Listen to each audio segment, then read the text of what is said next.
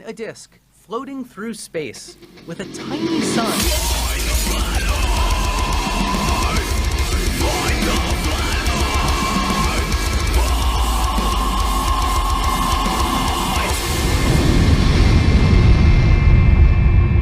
Hey, I'm FTFE and welcome back to the channel that does to stupidity what Scar did to Simba's dad. Shut up, I'm not crying, you're crying.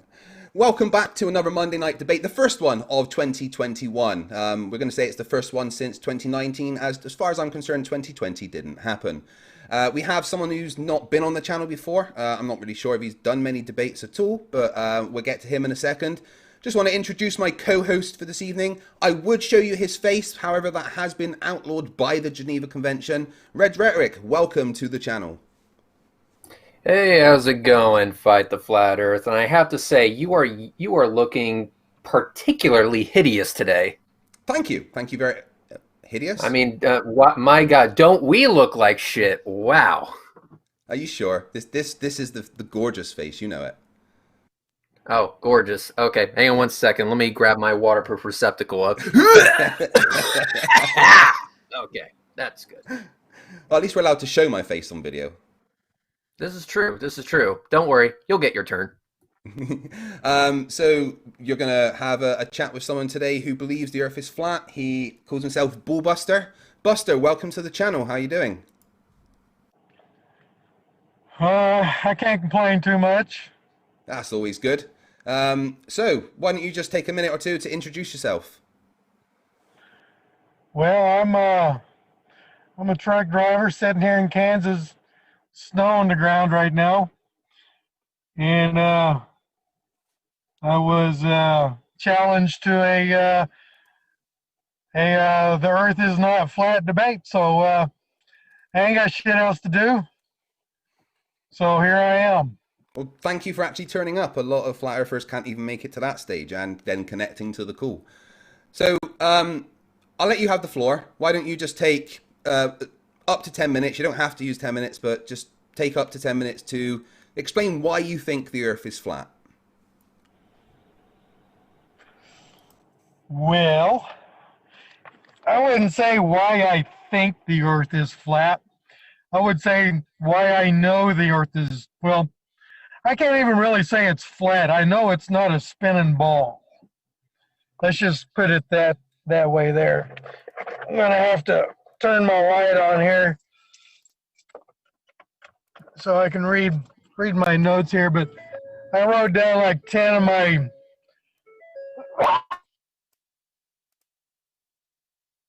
on.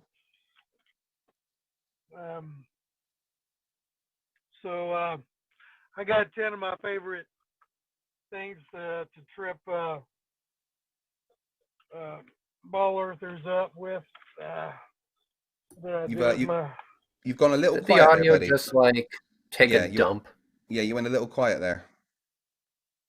Can you hear me? Yeah, is that right, Reds?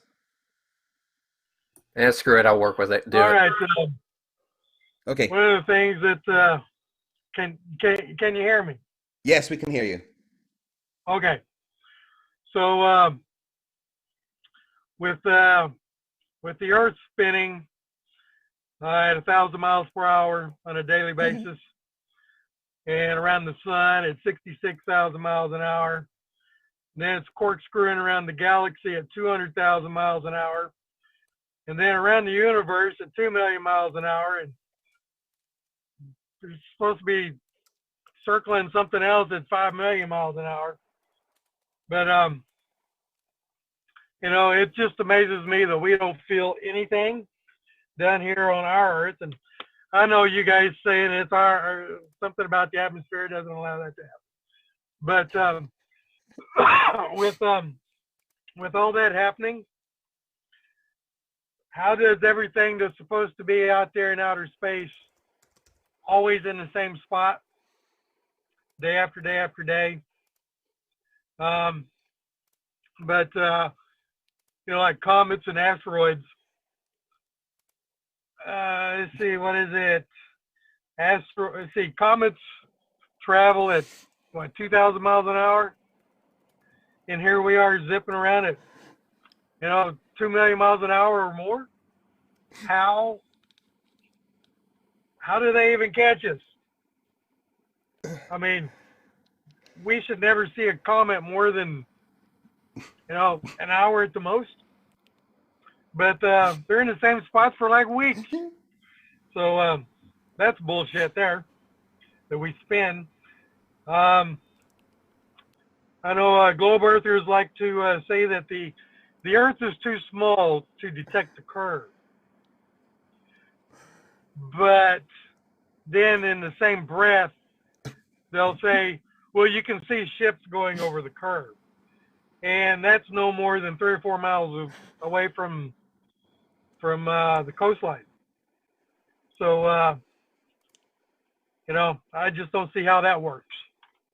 And you can zoom those ships and boats back in until you've run out of, the focal length for the camera that you're using, the telescope or whatever it is. So that's bullshit. Rainbows. You can make a rainbow indoors if you've got things that are reflective, like glass. But if you're in a room that has no reflection at all in it, the rainbow will be flat, and you will not be able to produce a double rainbow. Now you can look this up on YouTube. Bolivia salt flats mirror. That's where they've got just a little bit of water on the salt flats, and it mirrors the sky. So you can't really tell where it ends, where it begins. If the Earth had any curvature at all, that mirror effect would be broken. I mean, a fraction of an inch would break that reflective quality. Sure, they've got globe mirrors that people put in their garden that reflect all the way around, but that's not going to work on these type of photos from the Bolivia salt flat mirror. That would be broken. Also, you can YouTube sunrise under the clouds. The sun being 93 million miles away, it just can't be with what they videoed in this. And it's not just one video. There's thousands and thousands of photos and videos of the sun being local. Another thing that 5 years ago, whenever I first started researching polar circumnavigation, and that's going, you start at the North Pole, you travel due south, and when you get to the South Pole, then you go due north without turning around at all. No turning whatsoever. When I first started researching that, there were a couple of stories in the path that they took was a circle that you would find on a flat Earth map. It wasn't going north to south and then from south due north without any turning. This had turning all around it. It was just going in a circle is all it was. It wasn't. Sure, they may have touched the North Pole and the South Pole. Got but, just like 30 seconds more. They did not do a polar circumnavigation. Then rockets that supposedly go to space, you can see the rocket trails always come back down. And one that trips up globe earthers and they come up with all kinds of things Okay, to this is the last one. to do their own proofs with it. Is two people standing, basically facing towards each other, but in different parts of the world, observing the sun at a 60-degree angle. You cannot do that on a ball Earth, but it's done on the flat Earth. Okay. And that's pretty much what I've got here. Excellent. Reds, did you get any notes there? Oh, yeah. Excellent. Okay, do you want to just you have up to 10 minutes to give any evidence of why you say the Earth is a globe? Over to you. Do you want me to just respond to what he said? Because it pretty much does the exact same thing. Yeah, why don't we just do that?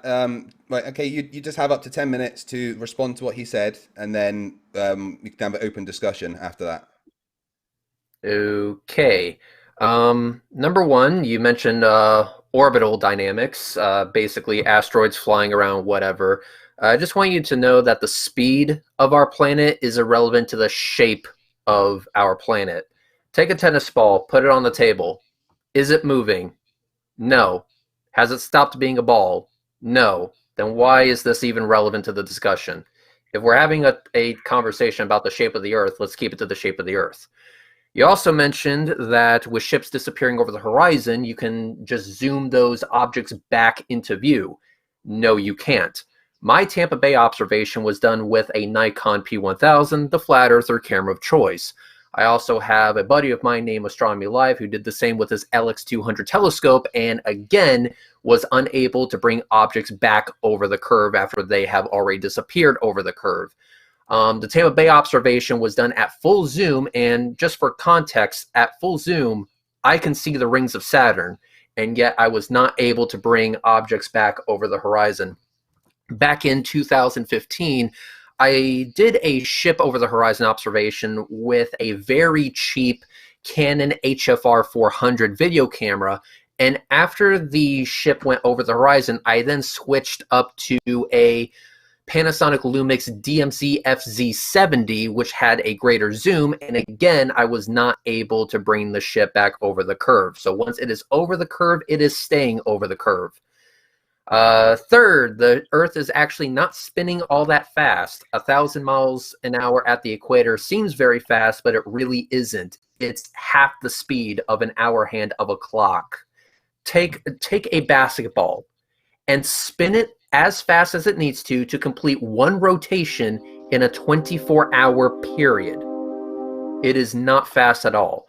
In fact, I did a centrifugal force and gravity calculation back on September 8th of 2015 when I debunked Morgile, and I was able to calculate that we're talking about a 0.3% difference when it comes to your weight at the equator. That's because of how little the speed is. It's actually not that bad. The sun not being local, because you said that the sun is local. No, it isn't. There used to be a YouTuber on here called Zeteticism.com. I don't know if he's actually still existing, but back in the day, I'll get the exact date for you in a moment. July 10th of 2016, I measured the angular size of the sun. That's how big the sun is throughout the day. I took a picture of the sun at full zoom with a Nikon P900, another flat earther camera choice. Took a picture of it every 30 minutes, and the sun did not change in angular size throughout the day. Why is this important? The reason it is important is because if the sun was behaving in the way that flat earthers claim it is behaving, then we should see the sun rise at one size. It should grow to 3 to 4 times bigger midday, and then it should shrink again to the size it was when it initially rose. That doesn't happen. It has never happened. It never will happen. And the reason is because the sun is not local. The sun is about 150 million kilometers away, or 93 million miles, and that was confirmed with other observations using the opposition of Mars. Rockets making it to space. Well, on November 3rd, 2020, I did an observation with Astronomy Live where I captured the space station going in front of the moon. On the front of the space station, you could see that the docking adapter was empty. There was no spacecraft docked to the International Space Station. On November 15th, I recorded a launch out of Cape Canaveral, Florida with the Dragon spacecraft on board that rocket. There were astronauts on board. I watched it launch. And then on November 30th, I confirmed that there was a Dragon docked to the station. So I had an image that showed no Dragon docked to the space station. Then I recorded a launch of the Dragon, and then I see the Dragon docked to the station afterwards. In fact, Astronomy Live confirmed on November 19th that the Dragon was attached to the station by getting a picture of it perfectly. It is a beautiful, beautiful image. So this shows that rockets launching out of Cape Canaveral do in fact deliver their payloads to orbit. So there's also another thing that we've done where Astronomy Live was able to track the ejection burn for the Tesla Roadster. He also tracked the orbit of OSIRIS-REx before it was on its way to Bennu. There's plenty of observations that we have done to show that objects do indeed make it to space after they are launched from the ground on those rockets. So that should be everything. I would love to hear what you have to say to any of it. Well, thanks for that, Reds. That was pretty good, considering that was, I don't want everyone in the audience to know this, that was completely on the cuff for Reds. He didn't prepare anything. So good job. I have a few links that I would want to share. So just before we continue, just so people knew what I was talking about, the link I'm posting right now in the live chat is my ISS observation, the transit, where you can see the Dragon spacecraft docked to the front of it. Yeah, that's this one here. Yes, correct. And so you can actually see that tick on the very front of the space station. That's the Dragon. And that tick was not there. It was not there on the 3rd when we did our ISS altitude observation. It was not there. Then on the 15th, they launch a Dragon spacecraft to orbit, and next thing you know, we see it dock to the station. So clearly it made it to orbit. Right. Buster, thoughts? Well, let me retort on some of this left field stuff. I still can't wrap my head around what you were saying about the ball. You know, the speed at which the Earth is moving. Well, you have to account for at least 5 different speeds that the Earth is moving and a direction for each of those speeds. And you have to account for everything that we see every night that's in the same place. The wandering stars, which we call planets, Mercury, Venus, Earth, Mars, Jupiter, Saturn, Neptune, whatever. Hell, they may have 3 or 4 more of them since I really was into that crap. There's actually less now. But those are the ones that move all the time. But all the other stars are in the same spot every night. And here we are moving 5 different speeds of over 2 million and miles per hour. You can't tell me that has nothing to do with anything. You have to account for that speed. And you have to account for everything being in the exact same spot every night. Reds? You can't say that the movement of the Earth is not relevant. Okay. What you said about ships going over the curve. Let Reds respond to the first one before we move on to the next one. Okay, so what I said was that the movement of an object does not have anything to do with the shape of that object. You, sir, are a truck driver. I assume that your truck remains in the same exact shape whether it is moving or stationary. The same is true for the Earth. If we had a geocentric universe, the Earth would still be a sphere. If we had a heliocentric universe, the Earth would still be a sphere. Movement is irrelevant to the shape of the object that is moving or not moving. That's all I said. But if you must know the answer is scale, my friend. The answer is scale. The wandering stars, otherwise known as planets, they are a lot closer to us than the distant stars. To get from the sun to the outer solar system, you would have to ride a photon of light for about 4 hours to get to where Pluto is. It would take about 4 hours to get from the sun to Pluto. However, to get to the closest star, you would have to ride that same photon for over 4.5 years. This is a massive, massive scale. Any movement that is done within those, even if the movements are really huge to our standards, in the grand scheme of things, it's pitiful. It is absolutely pitiful. The stars are moving in the sky. They do shift every single night. It's just that the shift is so slight compared to the vastness of the universe that we don't really notice it. However, they do move. The planets are just more noticeable because they're orbiting our local sun, our local star. They're a lot closer to us. Therefore, we can actually track that, at least with the naked eye. You can track stars moving, but that takes more sophisticated equipment to measure that out. Well, of course stars move because we're on a flat Earth, and they always come back to the same spot every day. They're always going to be in the same spot.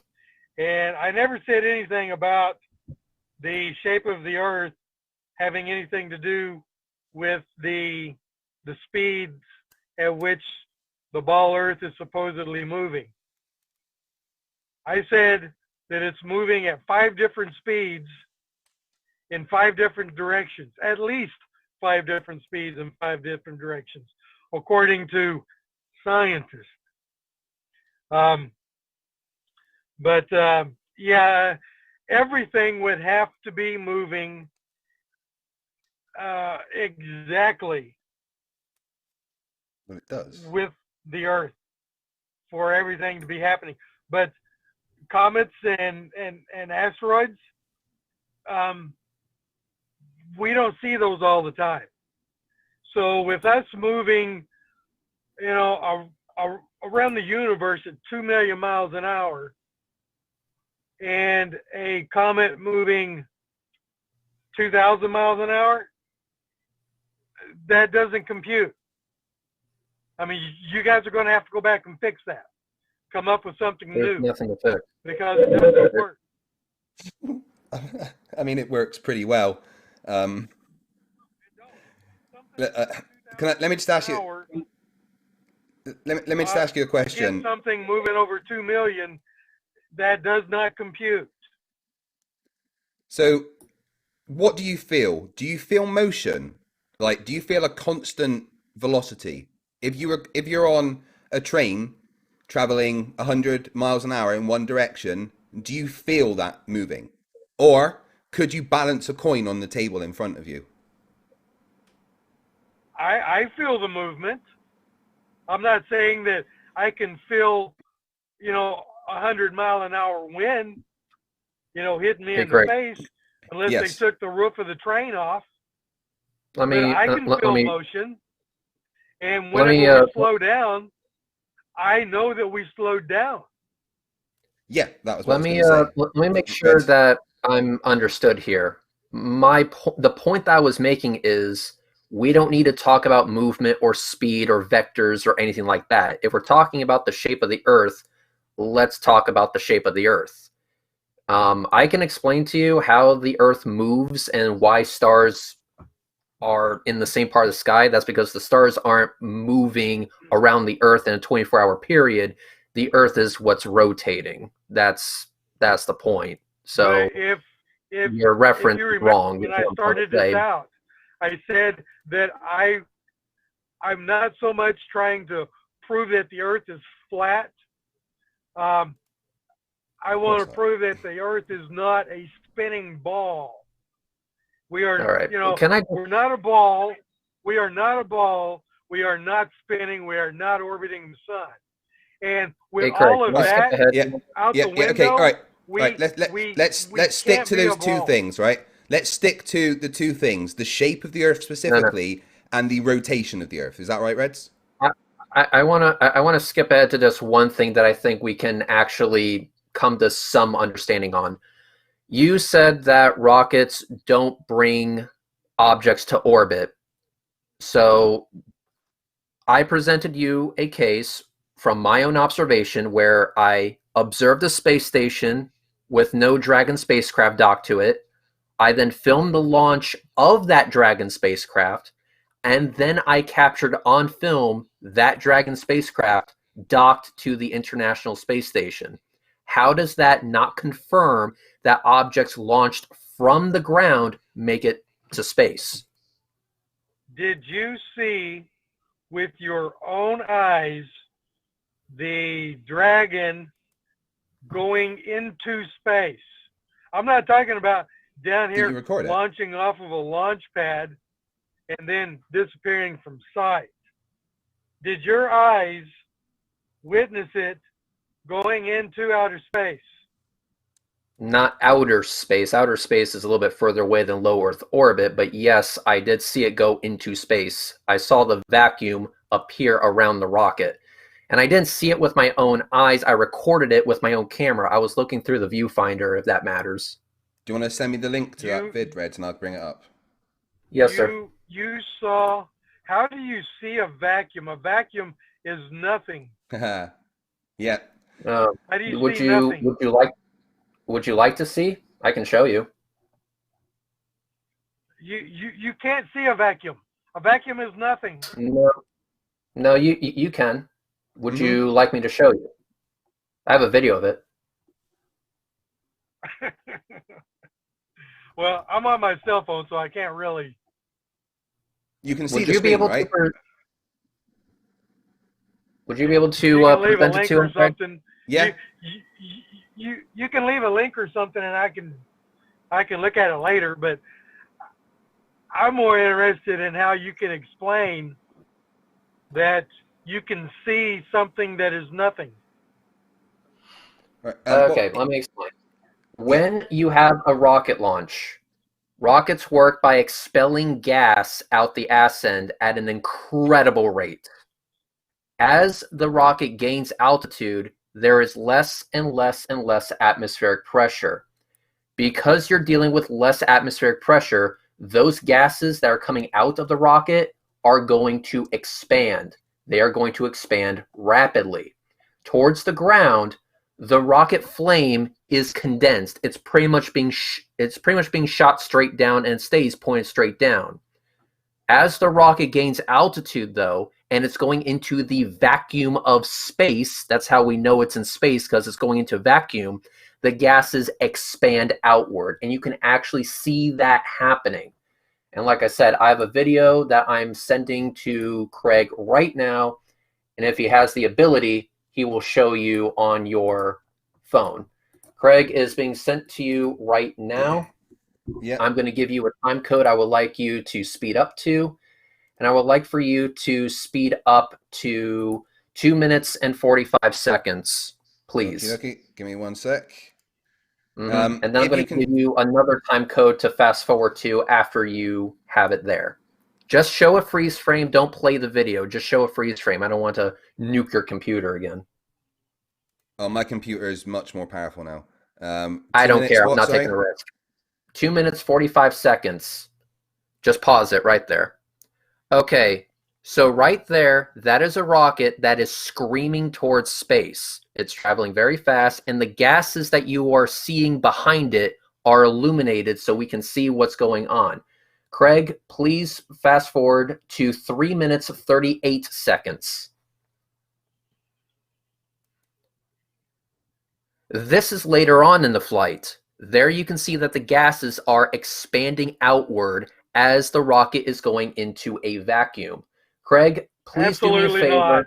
Absolutely not. Hang on. That is not done yet. Total Hang on. bullshit. Not done yet. Remember, the politeness of this conversation is dependent on you. Craig, can you do me a favor and fast forward to 4 minutes 35 seconds?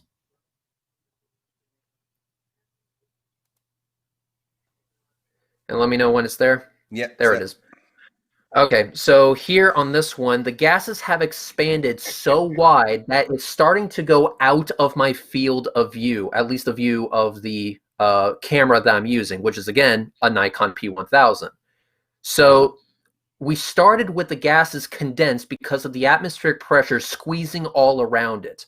As the rocket was gaining altitude more and more and more, higher and higher and higher, the atmosphere got thinner and thinner and thinner because it's going into the vacuum of space. That's what the gases are demonstrating. It's atmospheric pressure taking a nosedive because it's going into the vacuum of space. And then after we see the rocket doing this, it delivers a payload to the International Space Station. So clearly, objects do make it to space. If you want to play it now, Craig, No. you can. So why are you saying no? Why are you saying no, Buster? I've studied several of these types of videos, and there's nothing going into space. This right here is basically whatever it is that they shot into space, or So they did said they shot into space, scraping along the dome. Oh my God. Right, you missed the point there, Buster. Not all launches do this. Right, Only the ones where they're trying to do something. I don't know what it is that they're trying to do. Right, Buster, you missed the point. Some right? rockets up there intentionally to hit the dome, but not all launches do this. So you missed the point, Buster, and that is that you can see that there is a difference in the pressure of the atmosphere. At this point, the atmosphere is compressing the gases, and then as it gets higher and higher in altitude, the gases expand more and more, showing that there is less and less pressure. And space is where there is very little pressure, which means that you have to explain why the gases are expanding like that. And it does happen with all launches, but it does happen with all launches, but Reg just happens to be in certain positions sometimes to be able to catch the sun illuminating the gas. So what happened right there with those rings? That was main engine cutoff, and it's starting a new boost for the bit that's actually going to the space station. So what you're seeing now is the separation. Craig, yeah. Can you do me a favor? Okay, I would like for you to do me a solid. Fast forward it to 4 minutes 58 seconds. 4 minutes 58. And just 4:58, and just pause it right there. Okay, so what you're seeing here is the gases coming out. You're going to see main engine cut off. It's going to cut the engines, and you're going to see the rings go outward. And go ahead, play it. Just here. Yep. And boom, there it is. Go ahead and pause it right here.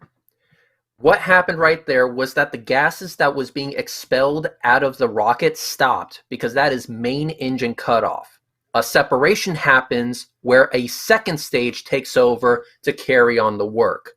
What this video is demonstrating is that you don't need a barrier, you don't need a solid dome, you don't need anything to show that there is an pressure gradient to the atmosphere. You don't need a dome to make a pressure gradient. The pressure gradient happens naturally due to a thing called gravity, but we'll get into that later. What I'm demonstrating to you with this video is that rockets launch into the vacuum of space. This rocket is showing you what is happening to it as far as the atmospheric pressure is concerned in real time. Yeah, I think you've wasted a couple $100,000 going to school for that, because that is what, Reds? Did you spend a we couple might as well go to $100,000? the next issue, because you're not going to convince me that anything has ever shot out. My goal is not to convince you, sir. Let me be very clear. My goal is not to convince you. My goal is just to give you some information that shows that you are incorrect. It's your choice whether or not you wish to correct yourself or not. I always say you're more than welcome to be wrong on your own time. Well, yeah, and you're definitely wrong on your end. Because why is he wrong, though? That is not anything going out into outer space. Well, then what's happening to the... Yeah. Well, let me just ask the question then. What is happening to the gases? Why are they expanding? The gases aren't expanding. Whatever it is that they sent up there is scraping along the dome. What? Watch the gases coming out the back of the rocket and watch how they expand. Right there is one thing. But whenever you see what you say is the vacuum of space, no, that's whatever it is that they shot up there is scraping along the dome. All right. Because you can watch some of those videos where you can see pieces of the rocket exploding. They're not exploding. Rockets, there are many different types of rockets. The one that you're seeing here is called the Atlas V 551. The reason why... I'm not talking about this one. You're not showing one. I know. That sir, shows... Sir, you're respect. only showing one that's beneficial for you. Sir, with respect, I have over 60 videos of rocket launches I can show you. Pick your poison, I'll show you one. And I've watched just about every one of them that does this right here. The reason why... You can see rockets hold on, Buster, hold on. breaking apart. You can see the engine still firing, but other pieces blow up. The reason why you can see some pieces falling off of the rocket is because those are pieces that are meant to fall off the rocket. For example, the solid rocket. No. You're not understanding what I'm saying. This is after the separations of the normal pieces that come off the solid rocket boosters, or the stage 1, stage 2 separation. This is after that. Yep. We're talking about things that were supposed to be shot into space. If you want the answer, you need to let me give you the answer. Yeah, right, let Reds respond, Buster. Then you need to actually hear my answer. I wasn't just going to stop at the solids, because you have solids. You have the entire first stage. You have the fairings. You also have ice debris. You can also see RCS thrusters puffing off the side of the rocket. There's many things that are ejected from the rocket that doesn't demonstrate that the rocket is grinding up against a dome of some kind. In fact, if that did happen, the rocket would explode. Smashing into a dome at 2,000 miles an hour is likely to make a giant firework. So you made your point. We're not going to get anywhere else on that. So let's talk about this ship going over the curve, where you said that you could not bring a ship back over the curve. Okay, let Reds have a final word on that. Yeah, no, because it's not just the rockets I want to tell you about, because I don't care if you believe that, all rockets do this or whatever, but let's talk about the one that I specifically saw. I captured an image of the space station with nothing docked to it. I then film a launch of something that they said was going to the station. And then later, I saw that thing docked to the station. Does that not tell you that they actually sent something to the station? No, it does not. Because How? Just like comets, just like asteroids, they project that onto the dome. They what? Sorry. Did you just say they project asteroids onto the dome? Yes, they do. Yeah, Who's please, they? please give me a warning This- before you say things like that. My wife doesn't want me This to die. this is how I know that they project stuff on to the dome. When I was 7 years old, went trick or treating. There was a full moon out, and they kept putting a witch on a broomstick across the face of the moon. What? If they did that over and over and over and over again. So, I know that they can do let me that. just clarify what you said there. At the age of 7, you saw on Halloween night a witch on a broom flying across the moon. Therefore, they project things onto the dome. Is that what you're saying?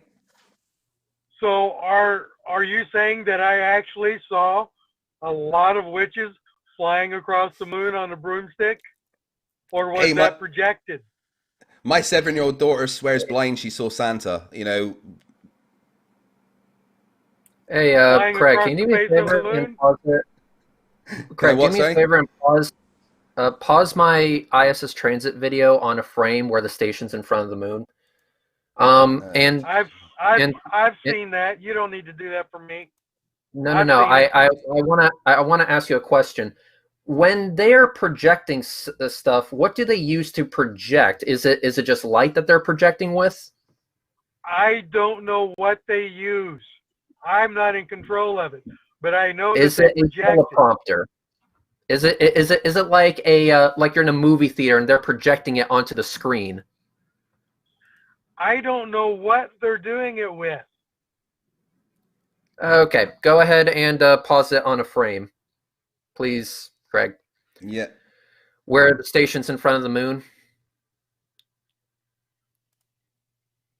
And with that All right. detail that they have on this, how can you even be certain that that is the ISS, which doesn't exist? But It only I can exists explain in the I can explain imagination. that to you if you want.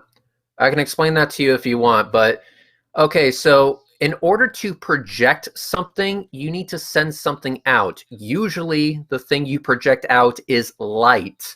What I captured was a silhouette against the moon, as in something was actually blocking the light.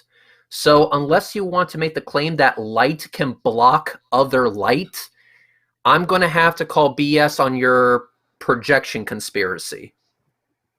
So are there any videos of the so-called ISS going against a crescent moon, not in the lit parts, but in the unlit part? Well, you wouldn't be able to there's see a it in the few unlit online. points, though. But yeah, that you wouldn't be able to see it in the unlit parts because there wouldn't be, anywhere to project the silhouette on. Exactly. Where the ISS is They're only going to illuminated be by able. the sun. They're only going to be able to project it on the lit part. And No, of course, so you the are only making time the you're claim going to that see light this is blocks on other a full light. moon shot. Light cannot block other light. You can cross the beams of a flashlight. You're not going to cancel out the beams. And this is exactly what I'm demonstrating with this. I captured a silhouette. The ISS was not illuminated. The ISS was blocking the light from the moon. That's how I was able to see it. So this isn't a projection. Do you also want to tell him maybe how you confirmed How I know it's in space? Yeah, how you know the ISS is real. Yeah, because Well, here's the thing. Can you explain how many times I saw when I was 7 years old a witch on a broom going across the moon, across the moon, across the moon? Was I seeing? Yeah, you were probably eating too much sugar on Halloween and hallucinated. I don't know. No, I don't know. No, I can't account for your personal experiences, dude. Yeah. This was while we were trick or treating and before we ever dug into the candy itself. So hey, do you know that thing you do with? And I wasn't the only one that saw it either. Do you know that thing you do when if you hold your finger all the way out in front of you and you blink between your eyes, your finger will appear to move relative to the background? Nah, I don't know what you're talking about with that. If you hold your finger all the way out in front of you and you blink between your two eyes, you will see that your finger will shift positions relative to the background. Correct? So you're talking about like closing one eye. Yeah, closing one eye. You hold your finger in front of you, you close one eye, you switch to the other eye, and you do that very rapidly, and you'll see that your finger will appear to move relative to the background. So what does that have to do with what we're talking about? Oh, what that has to do is because that is an example of parallax. That shift can be measured. That's what we did. When I captured footage of the International Space Station, I did not do it by myself. I had a buddy of mine who was about 3/4 of a mile away from me, and his transit went over a different part of the moon than my transit because of that shift. We were able to use that to measure the altitude of the space station. We found that the space station was over 250 miles in altitude. Not just that, we also measured its speed. It was over 4.7 miles per second. That is orbital velocity. So clearly, not only did this craft make it to the station, but it made it to a station that was 250 miles in altitude and traveling 4.7 miles per second. Orbital velocity. That's what that shift has to do with what we're talking about. Well, anyway, that's you've made your point about what you believe. I've made mine. Let's move on to the next one. Wait, you're not gonna try and refute the fact that he literally measured the altitude of the ISS? No, it's because not, you didn't measure it with anything viable. It's not about belief. Whenever you want to start getting hold on, Buster. Hold on, Buster. One sec. Hold on. Pseudo-mathematics, that's when I turn off the subject. There's no pseudoscience or pseudo-mathematics. It was simple measurements that anyone can make, right? No. Yes. You did not make simple measurements. He did. Because first of all, you don't know how big the moon is. You don't know how. You know what the angular. Yeah, you know, all you need to know is the angular size of the moon for a backdrop for the parallax. That's all. Well, first of all, you don't know how big the moon is. You know the angular size of it, though. though. Away it is. Yeah. Again, no, that's irrelevant. So you know the angular size. You cannot make any measurements based on wrong. anything That's wrong. that you don't know already. No, that's wrong. All you need is the angular size of the moon in the sky. You don't need the actual size of the moon and the distance away to measure parallax of something passing in front of it. Also, just to be clear, we measured the angular size of the moon directly on the night of the transit. Well, you can do anything that you want to do and say you got any result that you want to get. Pause it right here. Pause it on. Unless you have a tape measure, you're not going to convince me of anything. Oh, come on. Buster. Can you pause it? Hang on, Craig. Pause it on Astronomy Live's telescope. Get back a bit. The clip. Yeah. So this is a piece of kit that is very, very high tech and probably out of reach for a lot of people. However, you can actually rent stuff like this and get measurements that way. We just happen to own one. This kit is sensitive enough to measure the angular size of the moon precisely. That's what we used on the night of the transit. Are you saying using bitchin' equipment like this is pseudoscience? No. I'm saying using it to this is what the measurements measure of angles anything that you deem to be in outer space is pseudoscience. Right. So because you don't understand it, it's pseudoscience. No. It's not that I don't understand it. You don't understand it. Well, please explain to me how they did the measurement. They did verify anything. Of course you can verify it.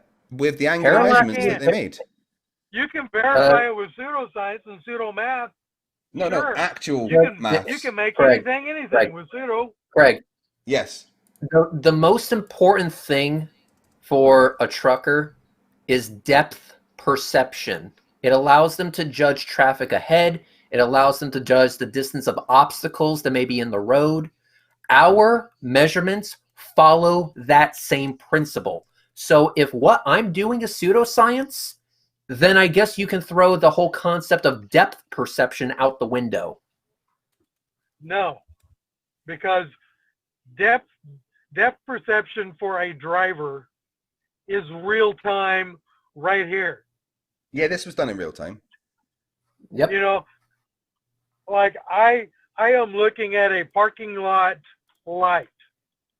Now, if I know the exact height of that light, I can tell you how far away I am from it. Now, well, yeah, because you're talking about moon, alpha equals 2 times the arctan energy over 2r. What's We're that? talking trig. We're talking Yeah. trig. The reason why you're able to make that determination is because your two eyes are separated from each other. They're not in the same part of your head. That separation gives you depth perception. We simply mimic that by having telescopes further away than your head. We were about 3/4 of a mile apart.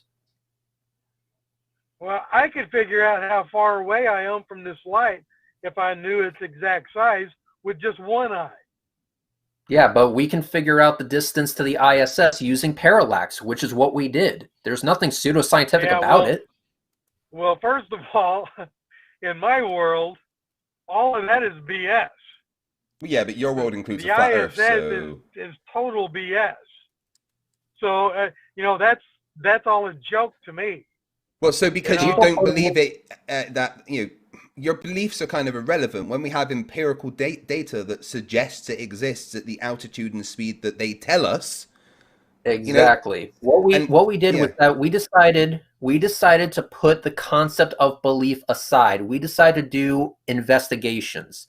We are not barred from investigating the ISS. Neither are you. If you want to verify its altitude, you can do that yourself. If you want to waste your time on it, go for it. Well, why don't you quote unquote waste your time on it? If these topics are of any importance to you, why not verify it yourself? There's a bunch of people out there with telescopes that would be more than happy to give you a hand. Because all of these other things that I know about the Earth tells me that all of that is BS. That you know about the Earth. So I don't even waste my time with that. Could it be that your starting point is flawed from the very beginning? No. So you don't see it as even a possibility that you're starting on the wrong foot. Well, where is my flaw? The flaw is you coming to the conclusion that you can't use parallax to measure the altitude of the space station. That's one. Well, because number one, the space station doesn't exist. Then how did they measure the distance? If it doesn't exist, how did they measure the distance to it? Not only, Craig, did I measure the distance to the space station, the only way I was able to make that measurement was actually seeing it, actually filming it. And that's why I did. Not only did I film it, by the way, I filmed it in 4K resolution with spacecrafts docked to it. So clearly, so let me ask you a question. I got a question for you. If you had the opportunity to get in a Dragon rocket and go to the ISS and you never made it there because it's all a joke, would you say to me, you're right, it doesn't exist, we can't go into space? Right. If I was told I was going to space and then they didn't take me to space, I'd be really fucking annoyed. Or would you continue on with the lie? To answer your question, if I was put on a Dragon, launched in such a way that I hurled my lunch and I hit 3 Gs on the way up and I didn't go to the station, yeah, I would tell you about it. Well, let's see if we can't get you a ride. Because I want to hear you say, dude, it's a joke. If you have a few, well, if you want, I have a PayPal account. If you want to send over a few $1 million, I'll contact my boy Elon and we'll get that set up. No, Elon's still mad at you, I heard. Oh yeah, that is right. He hates me. Shit. Yeah. now on the other side, if I could go on a dragon and not ever get to the space station, and I told you, dude, it's a joke, we didn't go, would you believe me? I would have more reason to believe you because, hell, you went to the damn station. Or at least you were on your way. But what about if you got on the dragon and then ended up on the fucking station? What are you going to do then? I would tell you, I would be and a you would believer admit that you were wrong. wrong. And I would preach that gospel every day. Well, it's not a gospel. You don't need to preach it. I would be a bigger ball earther than you. I doubt it. Have you seen the T-shirt I'm wearing? I would be a bigger ball earther than you. I would just be wearing the T-shirt. Okay, Craig, there are certain limitations that I have. One, I don't have millions of dollars to fund a trip to space, and I don't think I'm skilled enough to actually become an astronaut. So what I am left to do is to do what I can down here on Earth. And what I've done is collected some equipment, some telescopes, learned basic trigonometry, and did my own investigation. What kind of How is that a trigonometry? bad thing? Yeah, Okay, basic trigonometry. You can only see 400 miles. That's Wait, the what? limit. No? Ow! Oh my goodness! What the fuck did you just say? I saw both Jupiter and Saturn a few nights ago in the same view of the telescope, and both of those are millions and millions of miles away. I measured Mars at over 60 million miles. So are you saying that both the sun? Wait, hold on. Far away. Hold on, Buster. And are you saying that both 93 million miles away? Buster, are you saying that both the sun and the moon are within 400 miles? That's what I'm saying. And all of the stars are within 400 miles. The stars are within the firmament, the dome. And is the dome within 400 miles? Well, it's got to be. If we can see the stars. Okay. Why is there an arbitrary limit to our vision? Have you ever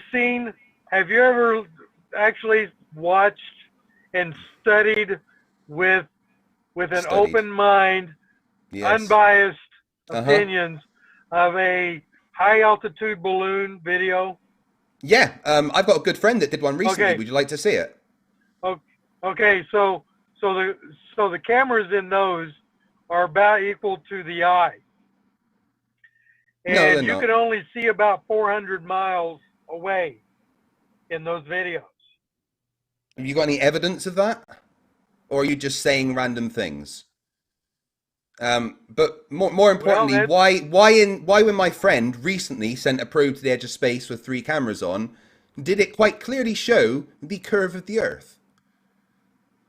I got another question. How far up? It was 35.5 miles, I believe. Also, my buddy Astronomy Live. Also, my buddy Astronomy Live regularly tracks geostationary satellites, and those are thousands and thousands and thousands of miles away. A geostationary satellite has to be 22,000 miles roughly above the surface of the Earth, and have a tangential velocity of 1.91 miles per second. So we're looking at satellites that are 200,000 feet. How many miles is 200,000 feet? How many miles is 200,000 feet? Computer, how many miles is 200,000 feet? Something like 75 or something like that. 37.8. 37.8 according to the computer. Okay. Okay, so 200,000 feet. And there's no curve in these videos. No, there was curve in the video that I'm just telling you about. No, there is because the lens is round. By the way, you can see the perimeter. Yeah, so it was sent up with 3. My friend's one, Mr. Sensible, his project was called Mage. The probe he sent up had 3 cameras on. One was looking directly up at the balloon. One was a wide-angle fish eye lens, like you are talking about, to just see the pretty view. However, one was a specific narrow field of view angle camera, which had minimal barrel distortion. And then he had 2 reference lines of strings in front of the camera that were completely straight, showing you the point of the lens that would have the practical 0 of barrel distortion. And it was in that point that you could see the curve of the Earth. Yeah, the only curve that you can see is the curve of the Earth. Is if you are like looking down at a pizza, and the pizza is round, it's curved all the way around. Oh my goodness! It is not do me a favor, right? Curve. Do me a favor. Tell me why a flat earther showed the curve of the Earth. Let's get the audio. Well, down there, Enrique. You're gonna hold the light there. Right. Watch this video from the beginning. You're seeing through this hole, through the next hole, and seeing the light at the backboard, or at 17 feet off the water. The Earth is flat. If he's holding it up at 23 feet high and we're seeing the light, well, that's because the Earth's curved. So I should only be able to see it when it's at 17 feet. Okay, go ahead and drive down there, Enrique. You're gonna hold the light there. Enrique, how high is your light? 17 feet. I mean, it's... Ready for it, Reds? We don't see you, Enrique. Lift up your light way above your head. Here it comes. Everyone get the emojis ready. Hey, there it is. Interesting there. Interesting. So that's famous flat earther Jeranism, doing an experiment showing that the Earth's got curve. What do you say about that? Well, I don't know everything that's going on there, but I've seen the videos of people doing experiments like that, and you are able to see way past what you're supposed to be able to see. Well, why? Way okay, back. but we're talking about that specific video that I've just shown. So I can't comment on that. He explained what he was doing. There's 3 boards that have holes in them, and they're placed along a beach. And he's shining a light through them. Now, if the Earth is flat, you should be able to see the light being shined through all of them at a level. But if the Earth is curved, you'll have to raise the light for it to actually get through all of them. And they had to raise the light. How do you explain the videos that were successful doing the same thing? No, none of them do that. Okay, that was a specific thing to do. That was a way to get rid of refractive conditions. What you're talking about is looking out at sea, over the ocean, where you get refraction due to a higher lapse rate because of a change in temperature above the water. Refraction's I'm not a just thing, talking right? about the ocean. I'm talking about lakes. Where you can see. I can show you curve over a lake, no problem. Lake Michigan, and you can see that's no things problem. that you should not see. Right, so over Lake Michigan, I believe the observation was 53.4 miles, right? The Earth, because of the size of it... There's several different things going on. Well, we'll talk about that one in particular, right? The Earth, with the size that it is, out of 25,000 miles circumference, would mean that for every mile on the surface of the Earth, for every 69 miles on the surface of the Earth would be 1 degree. So if you're saying you're looking at an observation of 54 miles, you're looking that light has to be able to refract less than 1 degree. Do you know what refraction is? Well, yeah, I know what refraction is, but could you please tell me what refraction is? You should not be able to see any of that stuff according to. Could you please tell me what refraction is? The math that has been put out for the curvature of the Earth. Well, you've just contradicted yourself there. So could you please tell me what refraction is? I'd like to understand your understanding of refraction. It's where light bounces and, let's just... You don't know what refraction is, Let's just get on with the point here. Yeah, so the point is that light bends, about it, right? But light bends. I'm not really into that. My point is I'm that with what I can see. Right, okay. My point is that light bends, right? When it goes through a different medium, especially a curved medium, light bends, and that's called refraction. And if the light is bending, it means you can see further. It's like when it goes through a diamond. Yeah, that's a one incidence of refraction. But when you're going through a gradient, you get, several 100,000 incidents of refraction before you get to the thing that it's looking like. And if the Earth is curved, as we say, that means the atmosphere is, which means that light will bend down around the curve of the Earth, allowing you to see further because of refraction. No. Yes, that is literally what I can. Crap. Would you like me to show you a laser bending, showing you that I am telling the truth? Would you like to see a laser bending? Do it. This is your show. Okay. Just Do grab it. that from my show.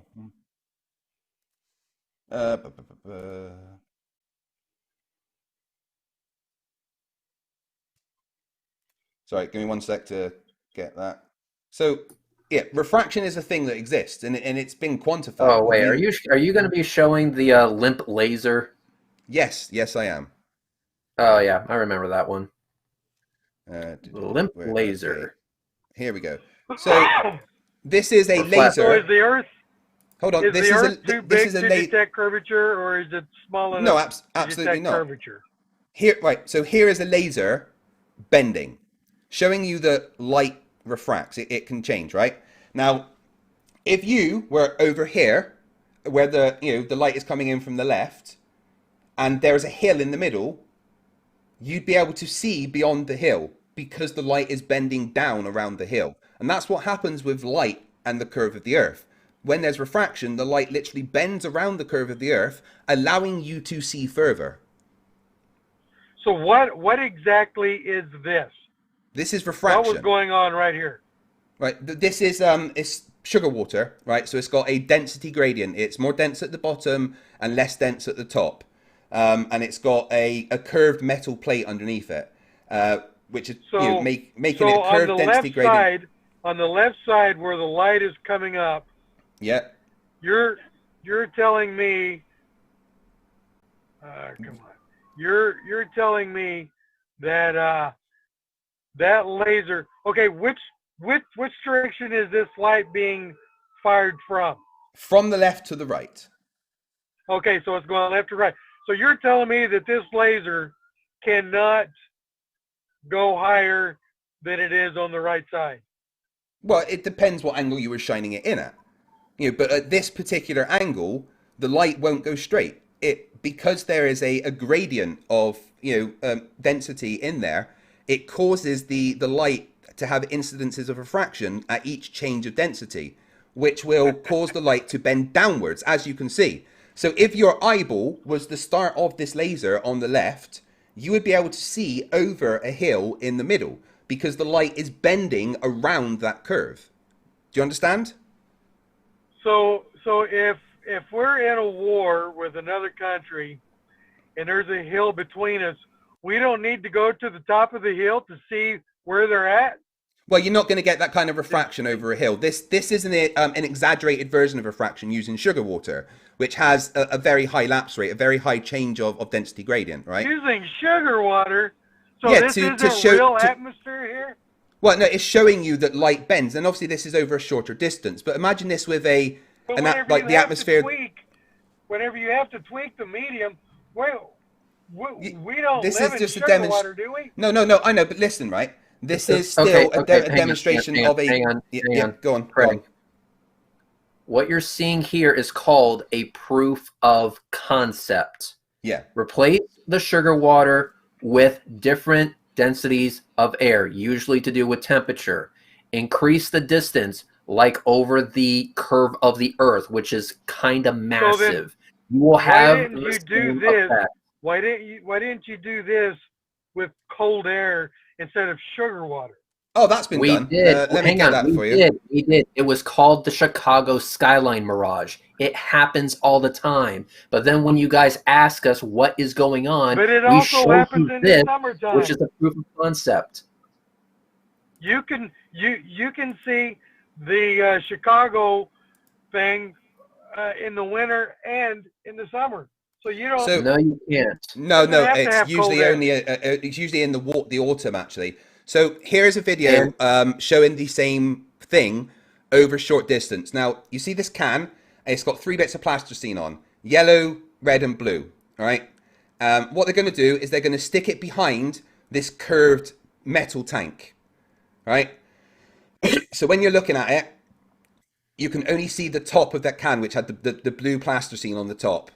Now, what they're going to do is they're going to change the density and the temperature of the air by pouring, I think it's liquid propane on, which is about -1 degree centigrade. And what that does is allows the light to bend around this curved tank that you see in front of you. So here we go. Now you can see the red underneath, rised up. That means that the light has actually bent around that curved surface, allowing you to see further, allowing you to see something that was hidden behind the curve being lifted up. Refraction happens on small scale. I can see something like this happening with liquid nitrogen, sure. But we don't live in that atmosphere. Craig, may I? Yep. We don't live in anything that cold. On the Chicago skyline, on the image that I have on my channel, which I will send Craig in a moment, you can actually see that the skyline is stretched. It doesn't look like what the skyline would look like if you were actually there. The image is stretched. And the reason is because the different mediums of air are stretching the image because light is being refracted in that way. So what you're seeing here is an example of what is actually happening out there on Earth with Earth's atmosphere. But you can see the same thing in the summertime and in the wintertime. You got any evidence of that? It doesn't. Sure, there's going to be some refraction when the air is cold, but it's not going to be enough to bring an entire city that should not be seen into view. We have a time lapse of the Chicago skyline, Mirage. We have a time lapse, and in that time lapse, you can see throughout the day the height of towers literally changes throughout the day. That's because as the day progresses, the weather changes, and when the weather changes, the Chicago skyline height changes. So clearly, the atmosphere has an effect. And this time lapse happened when? This time lapse happened in 2017. I'm finding the video right now for you. We got a special guest in the chat. So I just want remember this, Nathan? Discussion. We got 140,000 members in there. The group was just deleted a few minutes ago. Remember when he said this? Hey guys, you want to hear a funny story while we're all chatting, dude? I'm dating a first grader. Yeah, everyone have fun with dumbass Nathan Thompson in the chat. His new channel, Be the Change. Don't time him out unless he gets horrific. Just have some fun with him, please. Nathan, never forget that you work for me. Every single video that you put out will make me money. Cheers, Nathan. Good job. You're my employee of the month. Okay. Yeah, and actually, as he's here, Reds, we can tell him live. Congratulations, Nathan. You actually won Dumbfuck of the Year 2020. Good job. Yay. Round of applause, everyone, for Dumbfuck of the Year. And since Nathan doesn't actually matter, Fight the Flat Earth, I sent you the video of the Chicago skyline that was time-lapsed. If you want to show it, that's fine. But basically, the height of the towers change throughout the day. That's because the weather changes throughout the day. The atmospheric refractive index changes throughout the day. And if you compare this image with the actual Chicago skyline, it doesn't look anything like that. Hey, Craig, pause it right here, actually. Pause it right here. I want to ask you something. Does it look like the top of the towers or around there are being smeared out, like if there's kind of like a boundary right there? Yeah, they've actually made it look very similar to the Asari homeworld from Mass Effect. Yeah, but that smearing is not on the actual skyline of Chicago. No, I'm pretty sure there's no like anvil-shaped buildings. Exactly. That smearing is because the light is being scattered by the air. What you're seeing there is actually a boundary between two different densities of air. You're actually seeing the boundary. You're seeing exactly what was demonstrated in our small-scale experiments. But Also, Craig, can you please go to the tallest tower? This one here. Yeah, please go to tallest tower. Okay, I want you to look at the skinny bit that's at the top. Okay, you see that skinny bit? Now I want everyone in the chat to look at that skinny bit and just make a mental note of its size. How well endowed that building is. And if you can do me a favor and skip ahead just a little bit, just pick a random part on the timeline. Now notice how it's a little bit fatter now. So instead of it being more protruded, it's now more of a chode. Google it. Go towards more of the beginning of the video. Go towards more of the beginning of the video. Now it looks like the top of that tower is blending into its surroundings. So it's not really more of a chode, more like a cancerous tumor that should get looked at by a medical professional. This building's floating, which is interesting. Yeah, now it's floating. Now it's upside down. Again, demonstrating the boundary that is changing with the weather. Yeah, this shows everyone. And also for this one, if you can do me a favor, Craig, I would like for you to fast forward to a certain part of the video. Please fast forward to 2 minutes and 56 seconds and pause it right there. 2 minutes and 56. Let me get that up. Yes. And tell me when it's paused and on screen. Oh, keep going past it, sorry. Yep, 2 minutes, 56 seconds, please. Okay, here we go. All right. You see it, and go ahead and make it full screen. Okay, so now the not so well endowed now has turned into a freaking porn star. It shows that it's actually growing. It's growing, and then it gets fatter, and then it gets skinnier, and then it elongates, and then it shortens again. This all is because of the atmosphere. It's showing you a clear, distinct change in the atmosphere. So it goes from, I wish I was born better, to, oh, I'm a freaking porn star, to now the city's kind of upside down, to now there's a smear where the buildings are the shape of anvils. This shows that the atmosphere does change what you see. So the refraction... I never refuted that.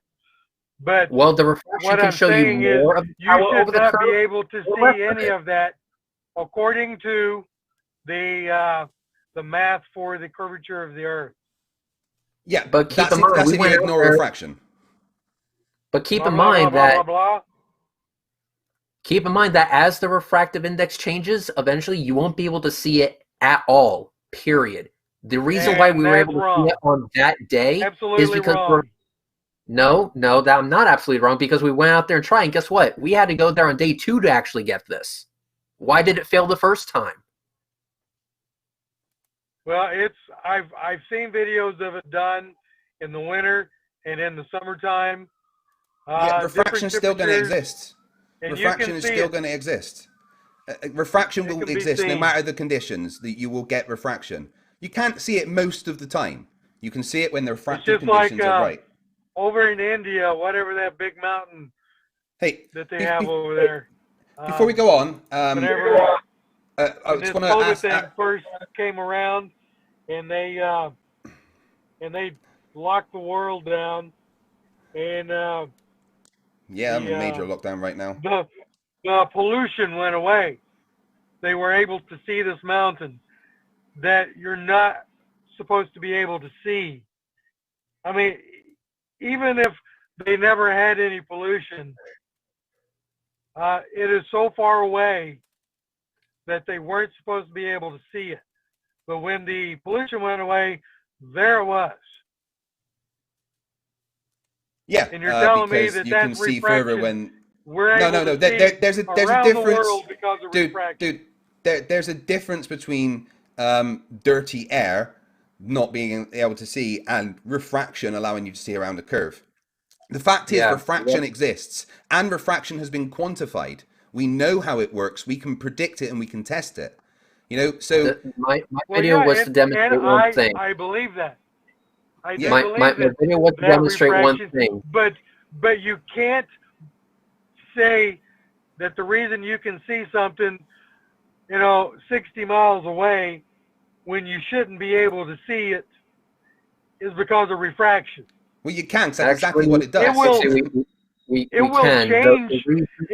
The reason why. It will distort what you're seeing.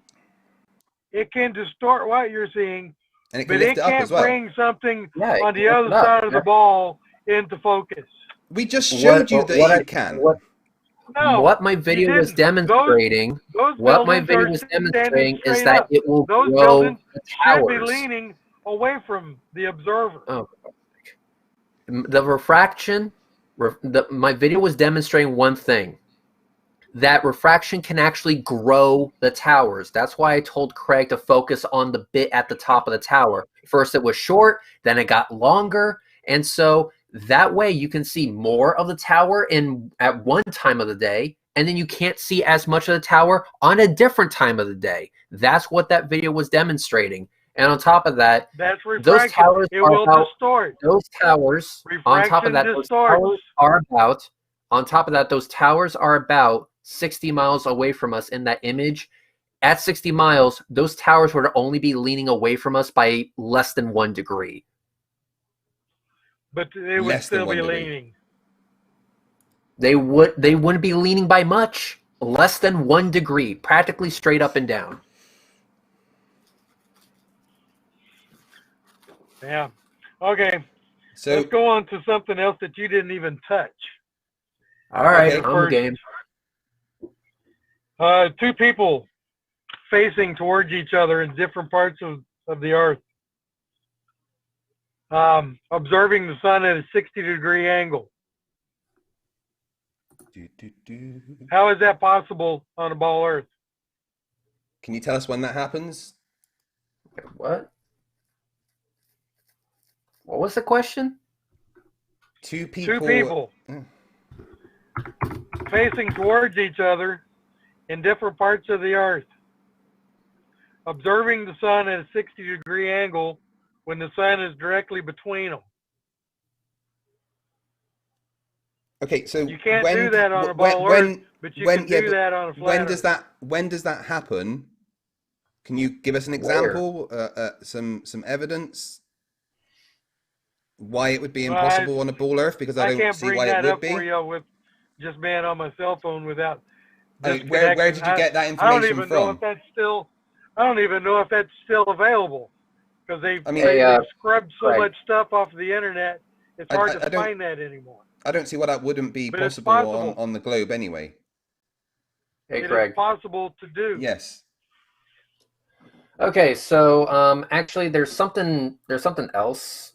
Because Slice Arcane actually did that observation with people all over the globe, all of it. They found out where the sun was in the sky, and they tried to see, okay, if we plot the direction that they're looking at, will it match a curve or would it match a flat Earth? When they plotted the lines of sight, it contradicted the flat Earth and conformed to the globe. I have that link right now if you want it. So I've already got it. I'm just putting it up. Oh, okay. Then you already know what I'm talking about. Yeah. So when they did this observation, they were doing pretty much exactly what you brought up. They just had more people doing it. And they got data from all of them. And every single one of those data points showed that the round Earth model comports with the data that was collected. When they applied it to a flat Earth, it contradicted the data. Well, I've had this discussion with several different ball earthers, and they've sent me diagrams of drawings to try and get me to understand their point of view. And what they would send me is a circle representing the Earth, and then some triangles and stuff that... Pause it right here, Craig. Oh, hold on. Just on another tab. they draw triangles on there to depict the angles of the sun and whatnot. And then they draw the two people on the ball that Show are the green observing lines. the sun at a 60-degree angle. But what they do is they draw the people. They don't draw the people on their feet, you know, standing on the ball. They draw one on the right side of the ball and one on the left side of the ball, but they're going straight up. They're not sticking outwards as if their feet were planted on the earth. Why? What? So Why are you?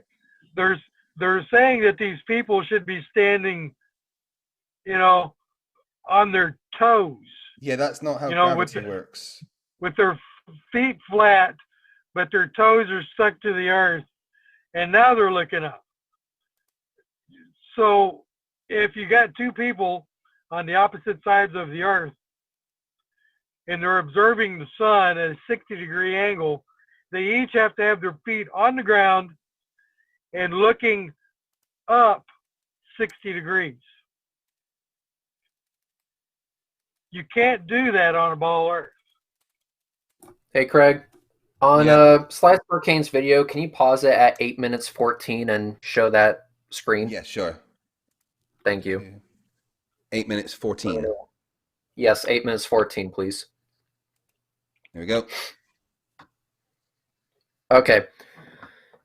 This that I'm assuming you're looking at right now is the globe, and those green lines that are coming off of it are not arbitrary. They're not random. Those are actual lines that were from actual observers that helped us get this data. Each line represents a person that did this observation on their own. They took an angle of where the sun was, they gave us their location on Earth, and we plotted the lines. Every single line is pretty much perpendicular, or I'm sorry, parallel with each other. Every single one of them is parallel with each other. And this shows that not only is the round Earth model confirmed, but it also demonstrates that the sun is extremely far away. There was less than a 1 degree deviation between all of these lines. So they are parallel with each other. This is So, this is I mean, equivalent to I don't know this is equivalent to what exactly you it brought is. up. This is equivalent I to don't know what you exactly brought up. But what we it did is. Right. was that instead of using just 2 observers, we used multiple observers. I believe there was 27. there was 27 observers. Yeah. So 27 people were given instructions. Tell me where the sun is in the sky. Give me your location on Earth, and let's plot these lines of sight. And when you do, That is not exactly what I'm talking about. That's totally irrelevant to what I'm talking about. I'm talking about 2 people, different parts of the earth, facing towards each other, observing the sun at a 60-degree angle. I'm not talking about multiple people just observing the sun at 60-degree angle. I'm talking about 2 people facing towards each other, observing the sun at a 60-degree angle. Why is 2 people important when we have 27? Huh? Why is 2 people so important when I literally gave you 27 people? Because you're doing 27 individuals. I don't care about 27 individuals. No, I'm talking about 27 2 people. 27 people are in a group. This was a group effort. We didn't just go to random Of course person it's a here, group random effort, there. but they're individually doing this. No, I'm they talking weren't about 2 individually people. doing this. That's the whole idea of a group effort. Right, You're but you're I missing don't- my point. I don't Each see the one problem of with them- what you're saying anyway. Each one are individually observing the sun at a 60-degree angle. Yeah, why is that a I'm problem talking on about- the ball? I'm talking about 2 people observing the sun at a 60-degree angle who are facing towards each other. Yeah. Why is that an issue? Try it. Yeah, I'm doing it You'll- right now. I'm going to show you the picture. Hold on. Desktop capture gone.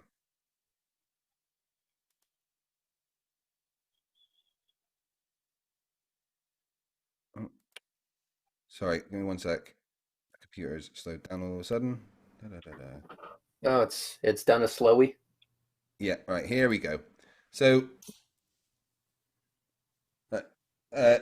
this is person 1, this is person 2. They'd be facing each other, and they'd both be seeing the sun at the same angle. What's the problem?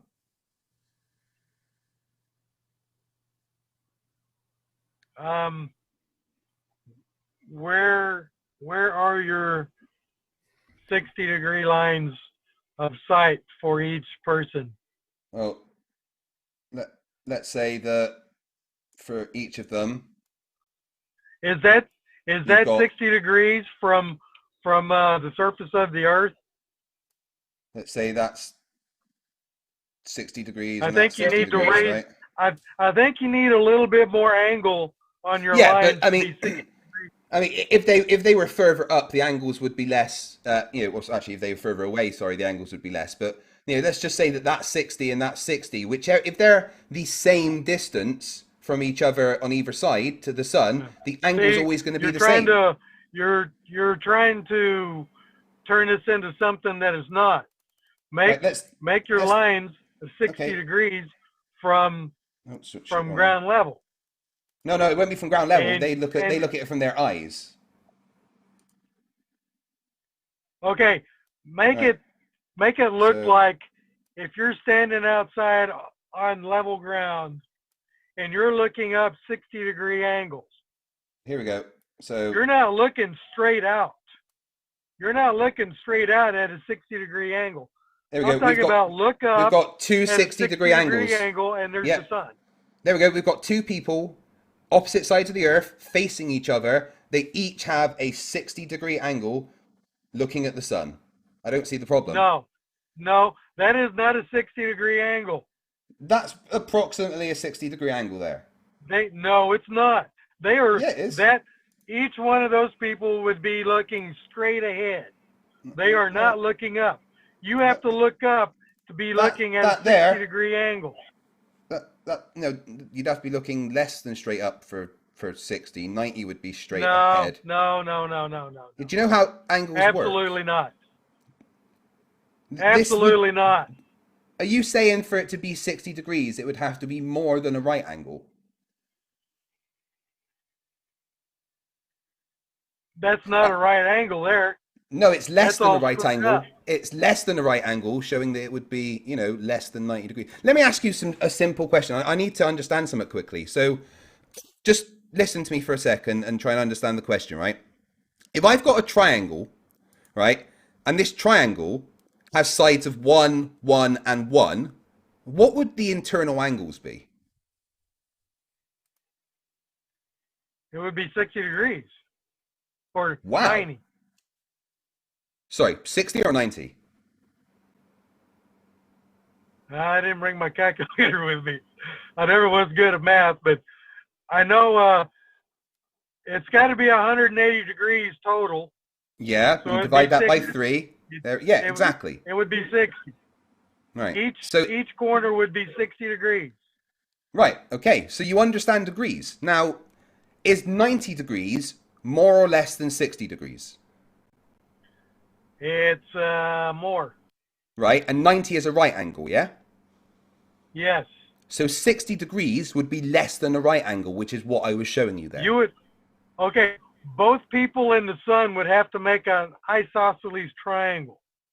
Yeah, you wouldn't get an equilateral triangle looking at the sun at 60 degrees. On a flat Earth, you do. But yeah, but we don't have a flat Earth, so... Yes, we do. Because Okay, two right, people can face So- each other in different parts of the world, observing the sun at a 60-degree angle. Yeah, and you can do that on the Earth as well. It's not an issue. You just need an equinox, No, basically. yeah, only on the flat No. Earth. No, I just showed you can't it do works that on the on a ball. ball. I literally just You showed could you it not works. do that. You cannot do that. You cannot look up at the sky and look at the sun at a 60-degree angle. I mean, I just showed you that you can with a simple diagram. I just showed you with a simple diagram that you really could, but you know. No. That simple diagram is poppycock. So you want 60 degrees, trash. you want 60 degrees above looking straight ahead. So you want like 170 degrees of from the ground. Is that what you're asking for? No, I'm wanting an isosceles triangle between two people and the sun. And you cannot do that on a ball Earth. Yes, you can. No, you can't. With Wow. two people looking at the sun. I tell you what. I tell you what. On different sides of a ball Earth, they're going to be looking closer towards the ground than up in the air. Buster, I've looked for this evidence online that you're talking about, and I can't find it. So I'll tell you what I want is maybe for another time that you can come on, I'd like you to bring that evidence with you so that I can actually see what it is you're talking about. Hey, Craig. Well, I will find it. I'll find it, and Okay. I'll send it to you on Messenger. Wait, okay, so my good friend Reds has just made an image. So let me just get this up for you.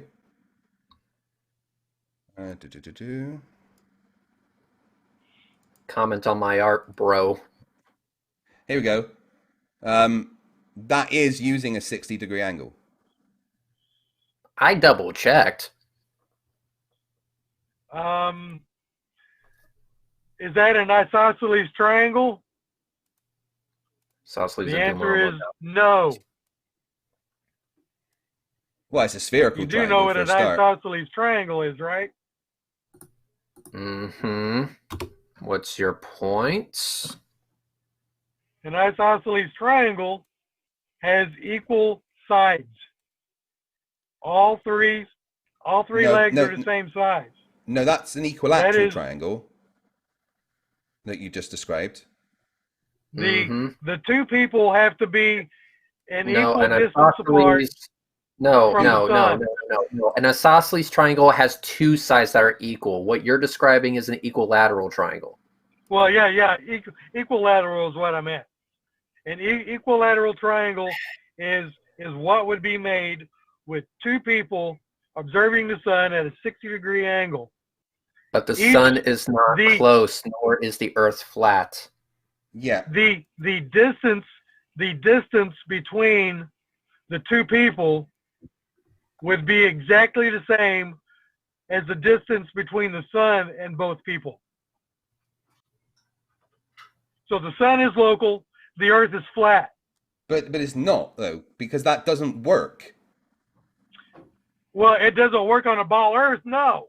Because the Earth's not a ball. Yeah, you would never get an equilateral triangle on the Earth because you would have a curved surface. You would only ever get a spherical triangle on the Earth. And here's an interesting thing about spherical triangles is that every single time professional surveyors, whose job it is to literally measure the Earth, they measure spherical triangles between azimuths. Why is that? I didn't follow you. So, do you know what a geodetic surveyor is? What? Do you know what a geodetic surveyor is? Craig, can I try something?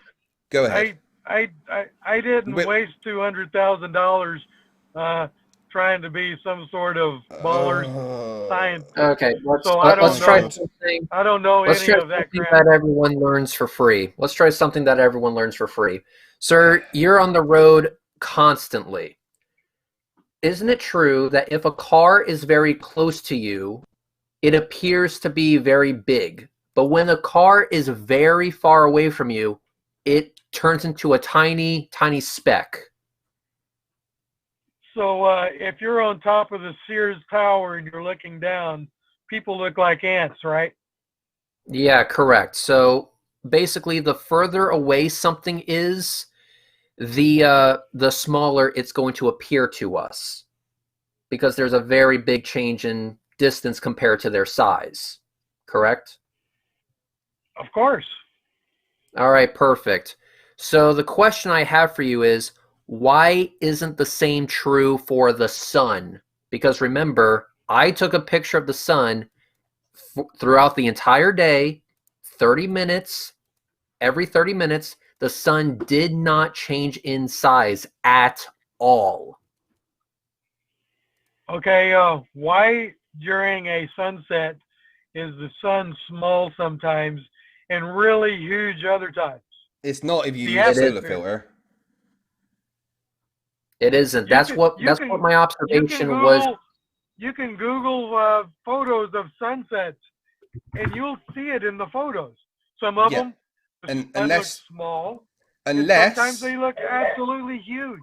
Unless you use a solar filter, which Reds happened to do, didn't you, Reds? Yep. Craig, can you do me a favor? Fast forward to 6 minutes and 28 seconds. Yeah, I'm already loading the video. Thank you. Because what I did was I put on a solar filter on my camera. Most of the time, when you are looking at flat earther videos, they will just point the camera at the sun with no protection over the lens at all. Like where none. do you want it to go to? 6 minutes? 6 minutes, 28 seconds, and that's it. Just 6 minutes, 28, and hit play. So what I did was I took a picture of the sun every 30 minutes throughout the entire day. What you're seeing here is me scrolling through all the images that I took. I did not resize these. Notice how every single sun, every single picture shows the sun to be the same exact size. That means the angular size of the sun does not change throughout the day. It just doesn't. And that was from sun up to sundown. If the sun was as close to us as you claim it is, we would expect a shift in size. We do not see that. Because the sun being close to us, means that it has a greater variance compared to its distance. And so, if just the same that happens with the Dodge Charger driving away from you and it getting smaller, we should expect the same for a small but local sun. We don't see that. The sun is so far away from us that any shift in distance throughout the day is minuscule compared to the overall distance. Therefore, there will be no shift in angular size. So if you want to talk about it being that far away from us, seeing how you can bring up all these things, bring YouTube sunrise under the clouds. All right, hold on. And bring that up for everybody. To do sunrays under the clouds at FL 280. Is that the right one? I don't know the exact of that. I just know that one of them that really, stood out was sunrise under the clouds. Whose YouTube channel is it on? XL Jet. Well, that's what I've got here. This is the first video. It should be like a pilot. Yeah, here we go. Yeah, this guy. Yeah, you're showing something impossible on the Earth. Absolutely 100% possible. You can fast forward it just a little bit, a couple of minutes. So, are you saying to me that the sun is below the commercial flying height of a commercial jet? What are you seeing? Good Lord. You're seeing the sun shining through the clouds because the Earth is curved. Do I need to draw a picture for that? Because you are literally telling us that the sun is lower than the clouds and lower than the standard commercial flights of planes. Hey, Craig. Craig, hang on one There's second. a lot of Craig, videos hang on. that are I'm just trying to like make. this, I'm trying. Hang where on. you I'm can trying to see make life clouds easier for everyone. clearly Hang on. behind the sun. Right, hold Hang on, on. Mister. Hang Hold on. on. Trying to make life easier for everyone. Craig, you are clipping like hell. No one can understand. You sound like you're inside of a tin can's asshole right now. No, yeah, problem using Zoom. Hold on. Is that any better? Testing, Yeah. testing. Yep, yep. Yeah, that's better. Okay, we use that instead.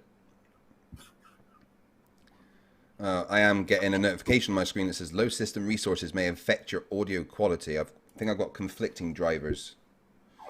Oh, I got the best computer in the fucking galaxy. The fucking RTX 2070 Super in there.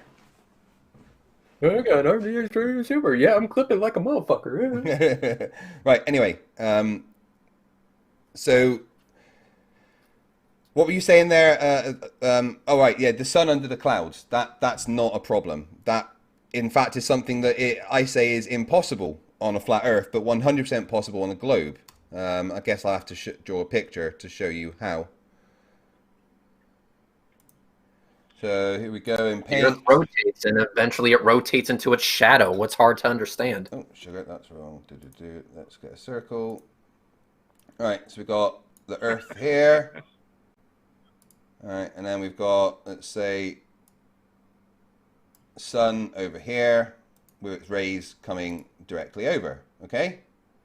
Now, let's say a ray from the sun is going there, all right, hitting the Earth there. But what if you've got a cloud that is there? What are you going to see if you're above that cloud?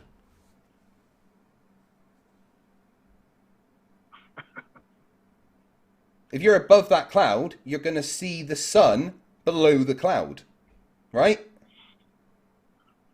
No. Please The sun's going to explain have why to be no. above the clouds. What?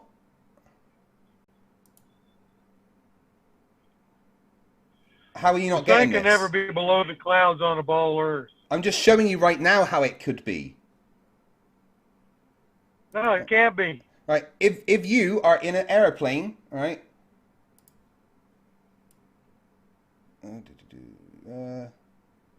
Let's say that's a wee airplane, all right, and you're looking down at this cloud, you're going to see the sun underneath it. If it's 93 million miles away, how are you going to see it? Because that's where the rays are going. They're going underneath the cloud. That's the sun's rays. What about Goodness the me. sun? Well, what do you On the think you edge, fucking Craig, see? On the edge, Craig. On the edge. The rays of sun are going to be, they're going to be, skimming the edge of the Earth, so the top of your circle. Yeah, I mean, it'd be more up here, wouldn't it? You're right. So let's say. Correct. Yes.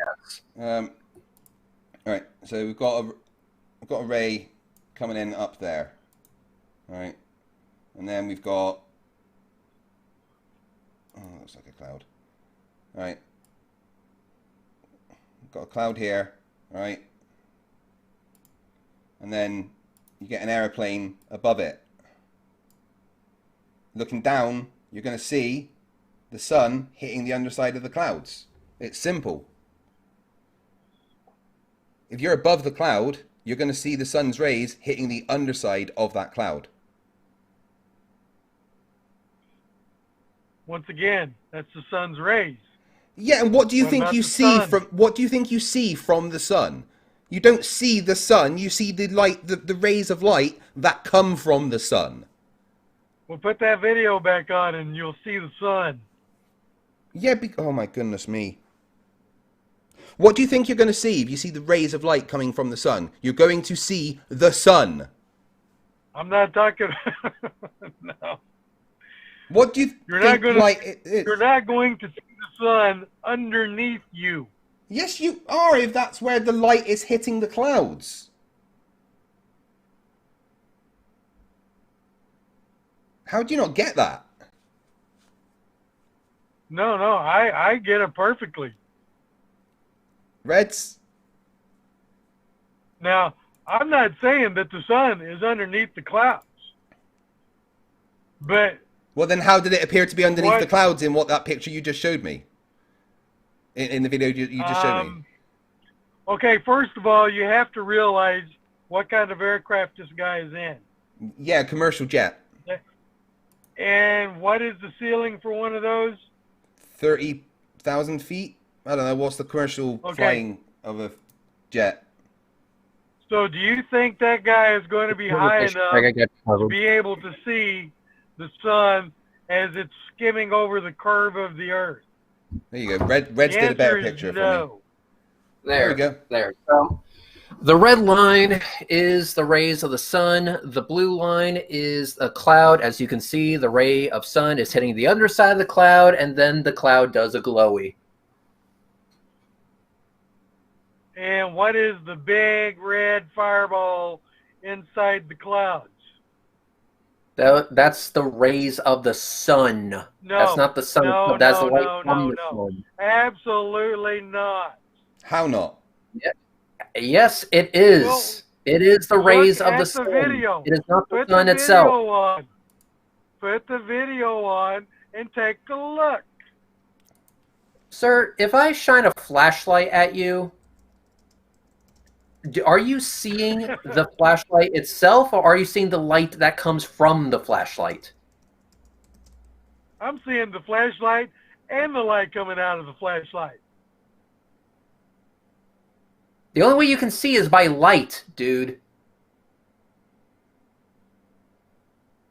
So you're telling me That I can't all see a you're seeing is the flashlight. rays of light. The rays of light from the sun illuminate the underside of the clouds, and that's why the cloud does a glowy. That's all that's there.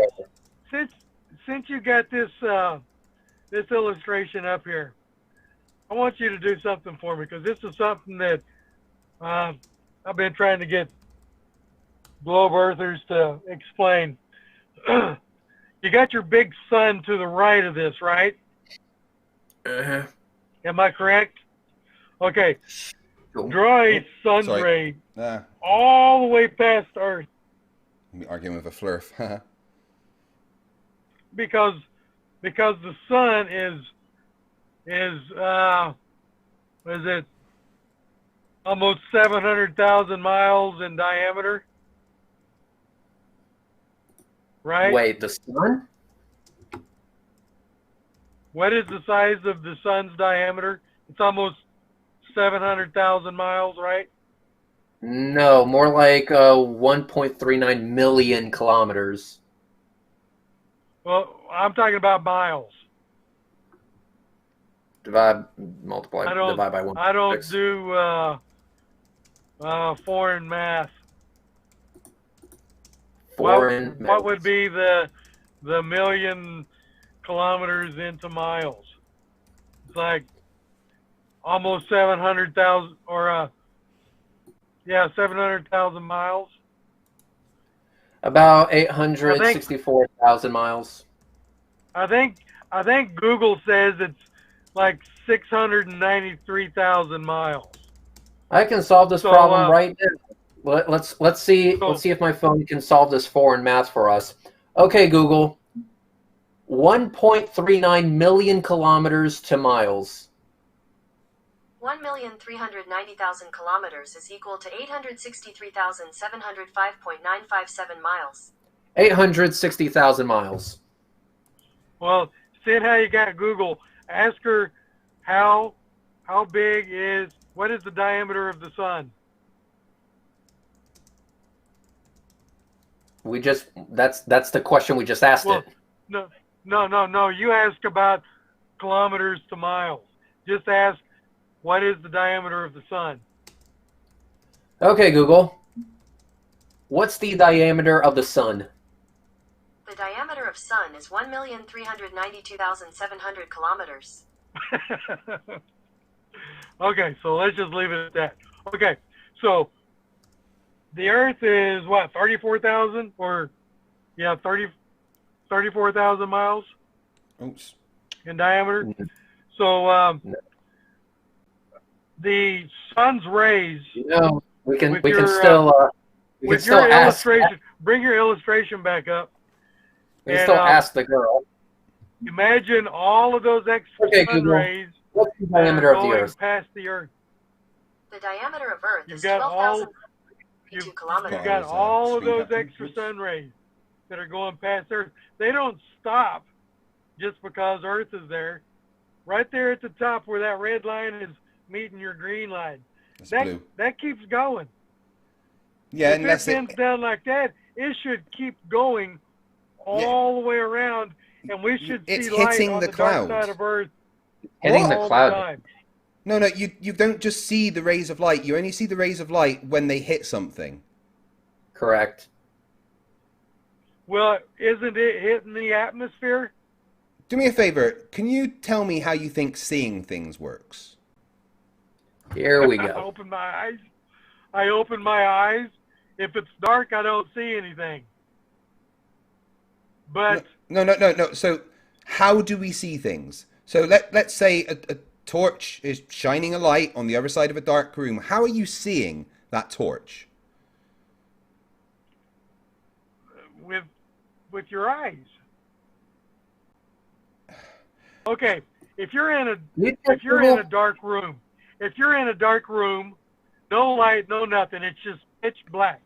Yes. You can't see anything, right? Correct, because there's no light. So if someone in that pit, so someone in that pitch black, turn the light on, you can see it all. Okay, now how do you see? What has happened? I'm not getting your line of questioning here. So, Craig? Yep, go ahead. I got a question for this guy. Sir, do you trust Google? With certain things, when it comes to science. Unless it disagrees with you, of course. Well, let me put it this way. Science that goes beyond our atmosphere, I trash it. Yeah, because you don't understand it's garbage to me. So if it's on the surface of the Earth, you're okay with it? No, I said if it's within our atmosphere. Is the surface of the Earth below our atmosphere? Yes. So if it's on the surface of the Earth, you're okay with it? Yes. All right, perfect. Okay, Google. What is the shape of the Earth's surface? According to NOAA's National Ocean Service, the Earth is an irregularly shaped ellipsoid. While the Earth appears to be round when viewed from the vantage point of space, it is actually closer to an ellipsoid. There you go. So this was fun, guys. Thank you very much for watching. Google says the Earth's not flat. But like I said, I agree with science. No, you don't. You don't agree with any science at all. See, all science feel, says the Earth's a globe. Touch, hear, taste, feel. Yeah, you can do all that. If you can't see it, don't hear it, kids. Taste it, smell it, touch it, feel it. Do me a favor. Could you tell me where it says you have to be able to taste and smell something for it to be science? I see that. So you're just changing the definition of science then? No. I said that's what I personally will believe.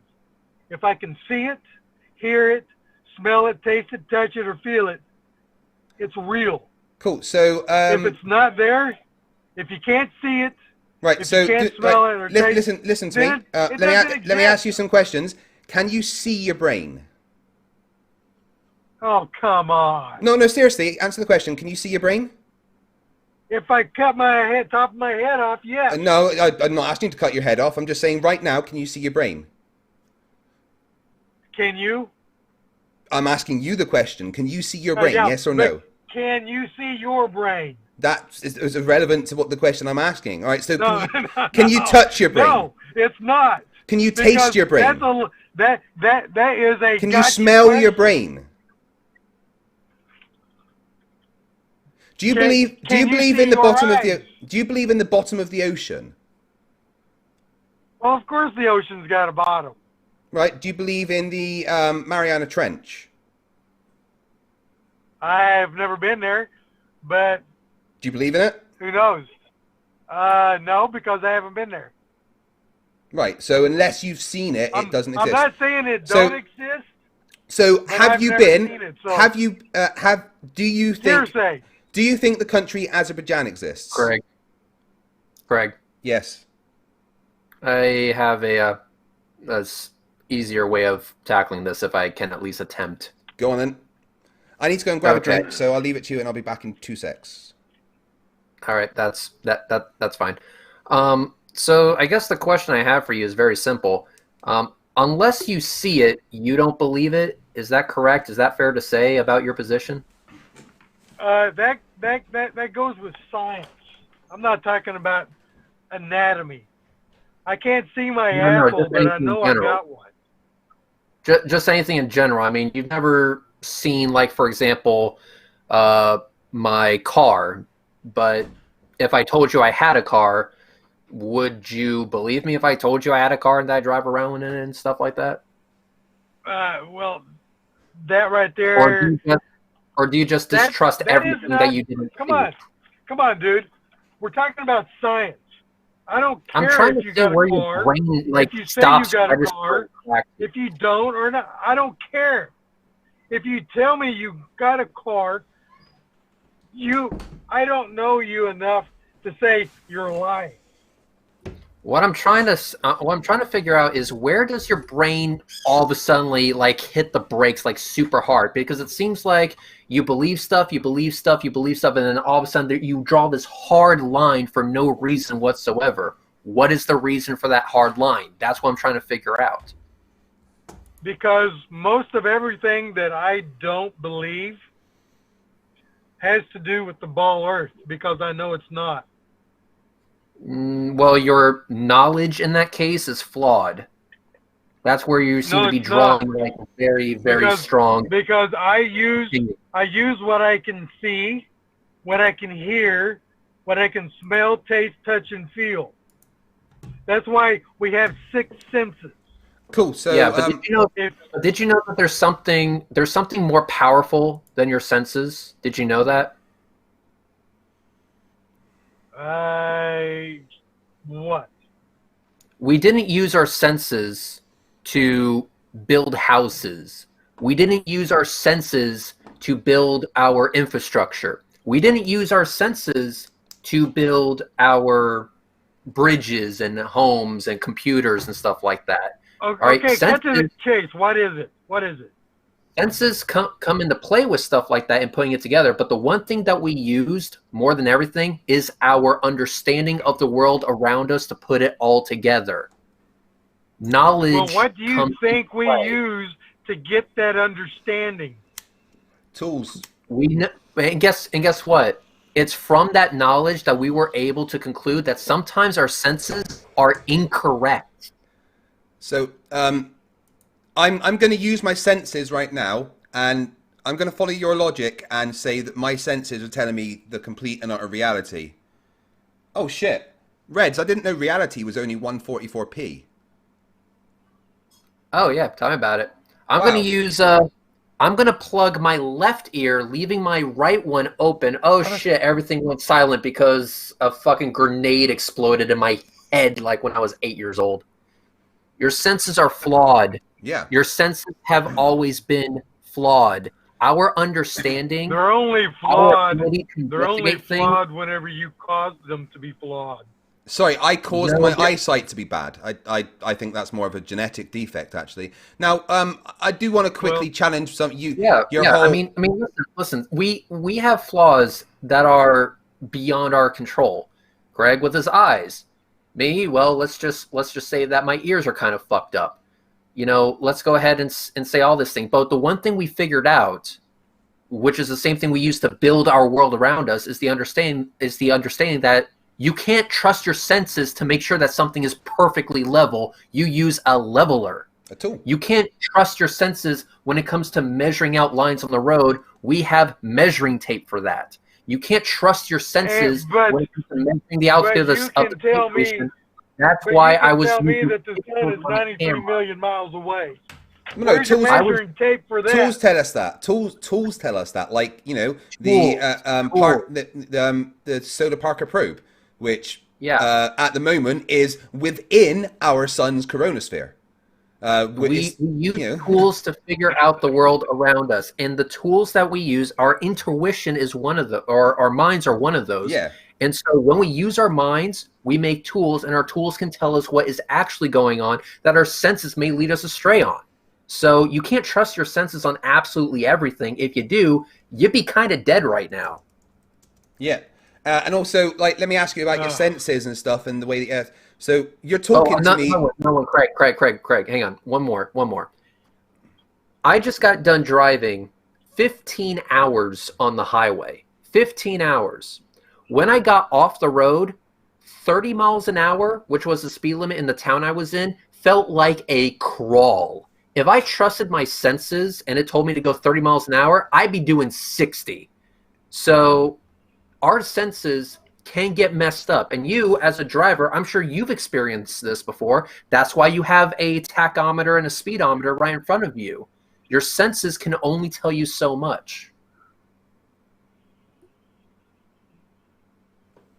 Yep.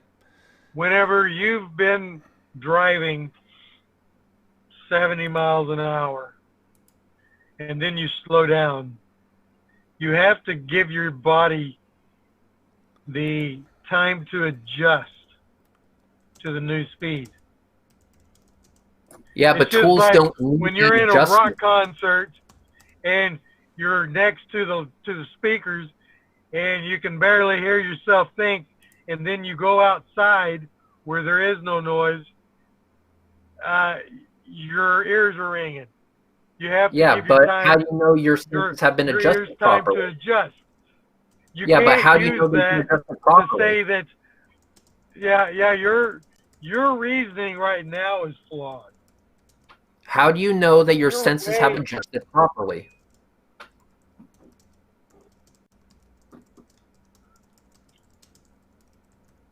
What? How do you know? How do you know that your senses have adjusted properly? If you don't know that, then you should stay in bed. But how do you gauge that? If you have nothing else around, if you didn't have a speedometer to tell you how fast you were going, how do you know that your senses have adjusted properly? How do you know that your senses are feeding you correct information? Because you don't, you should know that. I mean, that's well, like tell me your answer on that. Tell me your answer. That's like, how do you know that your senses have adjusted properly? That's going to be different for everybody. It's muscle memory. I'm not talking about muscle memory. I'm talking about driving. Like a NASCAR driver. Whenever a NASCAR driver is driving damn near 200 miles an hour on the track, and he's got to go into the pit, he has to slow down to 55 miles an hour. Yeah, but he doesn't do that on his own because NASCARs have something called pit mode. It's a button on their steering wheel that limits the RPM of their engine. I know this. I'm a NASCAR fan. You don't go from 200 miles an hour to being able to detect that you're going 55 miles an hour in just a couple of seconds. That's why you've got to have the tachometer to know how fast you're going. But over time, you're going to be able, I mean, a couple of minutes, you should know, you should know how your body reacts. Yeah, but here's the thing. You're saying you should, you could, and everything. I mean, here's the thing. You're saying you should, you could, or whatever. Well, shoulda, coulda, woulda. I would rather trust a speedometer rather than my own senses. That's how I get a guarantee. That's the tool I use. Well, and when we equip tools for the job, they can tell us what is actually the case. And they tell us the Earth is round. I'll be right back, Craig. It's all you. I have been driving for almost 45 years. I can drive the speed limit without ever looking at my speedometer. I've even tested this. I've had somebody in the car, and they would tell me that I'm driving too fast, and I'll say, look at the speedometer. Oh, okay. And I tell them, look, Yeah, I can drive without looking at the speedometer. Yeah, and that'd be a different. That'd be a lot of things. Different speeds, Buster, where there's hold on. different speeds posted, where it goes from 25 to 35 to 45, and I can be driving on the money and never look at the speedometer. I cover it up. So there'd be a lot of things that the reasons for that happens. So you've been driving for many years. You will know from external senses, like, you know, the speed that things are going past you, roughly what speed you're traveling. So there's your answer right there. No, that's not the answer to anything. It doesn't change any facts. Experience. Yeah, it doesn't change. If you don't do something, you're not going to know how to do it. Yeah, but it doesn't change any of the facts, right? So I wanted to ask you a question about your whole, you know, see it, sense it, touch it, etc. So how are we talking right now? What do you mean, how are we talking? What are you using to talk to me? I'm using my voice.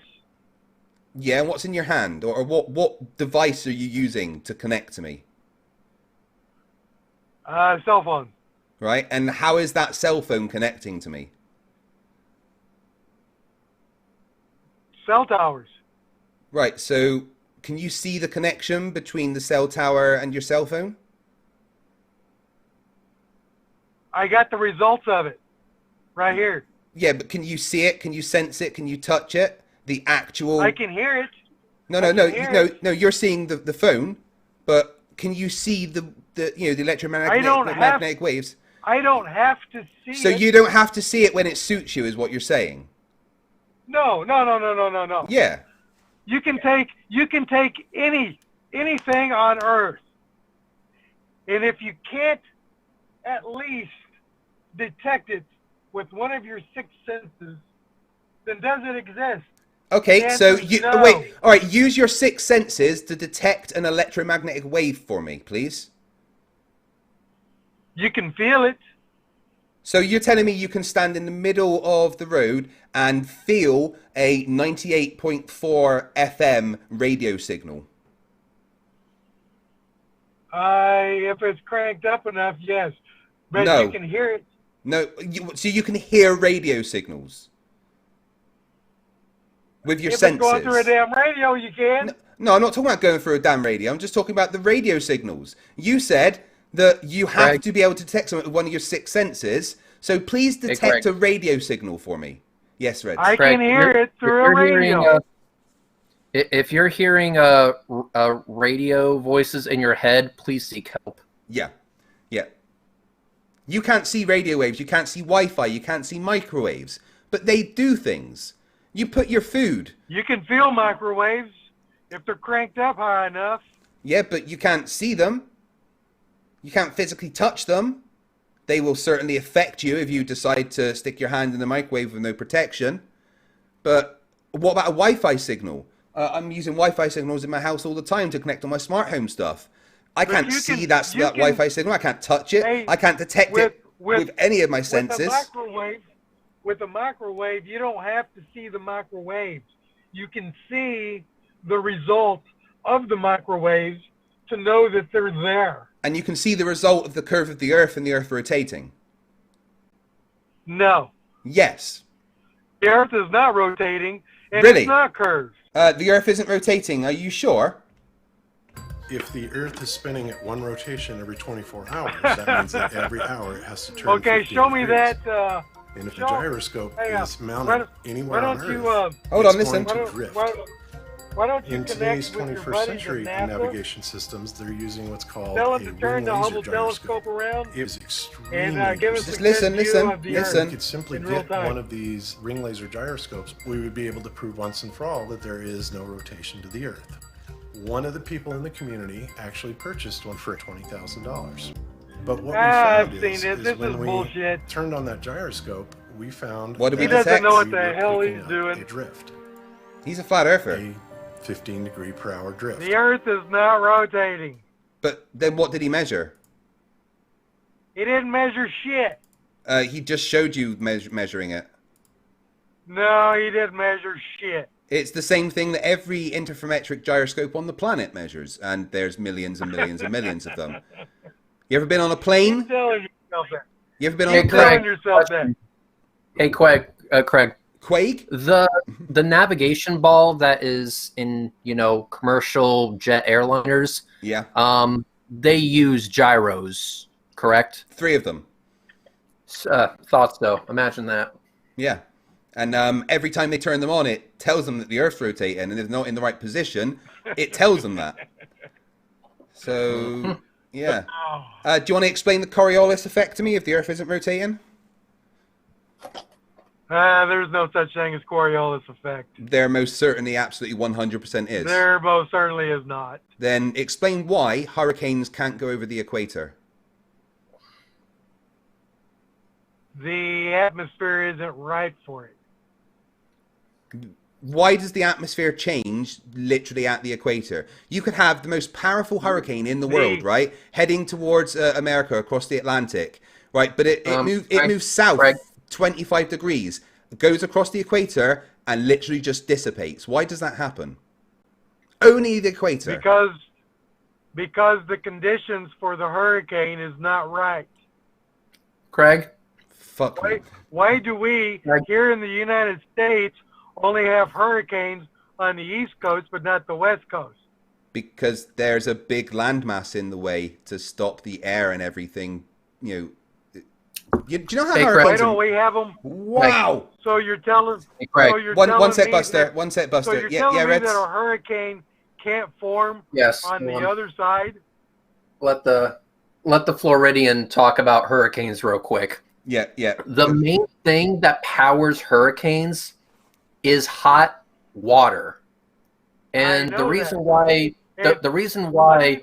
What do you think Hang about on. the coast of California? Southern The reason California. why. Hang on. Hurricane Katrina hit Florida when it was a Category 2. However, the Gulf of Mexico was really, really, really warm, and so that warm water supercharged it to a Category 5. And when it slammed into New Orleans, it caused a shit ton of damage. Hot water is what drives hurricanes. There is hot water at the equator. So what the fuck? Why can't hurricanes cross the equator? How freezing cold do you think the water of Southern California is? I'm talking about the equator, dude. What? Florida's not on the equator. Oh my God. You missed the point. That's not what we're talking about, man.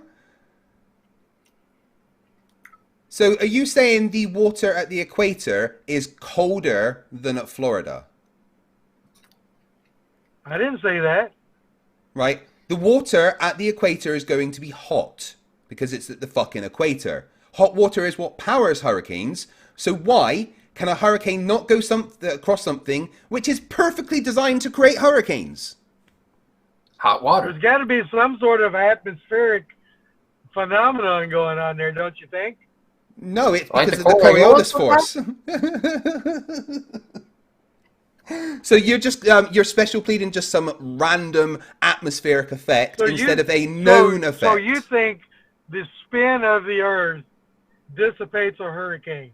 Absolutely, because when you go from the above to below the equator, it changes the direction that the Coriolis force will be pulling the particles, and literally stops it rotating. That is bullshit. Absolute bullshit. So you're going with the nuh-uh fallacy then? Mm-hmm. That's the, hey, what excuse can I make for it fallacy? You didn't make any excuse, you just went nuh-uh. No, you're making an excuse. No, I'm explaining a known phenomena.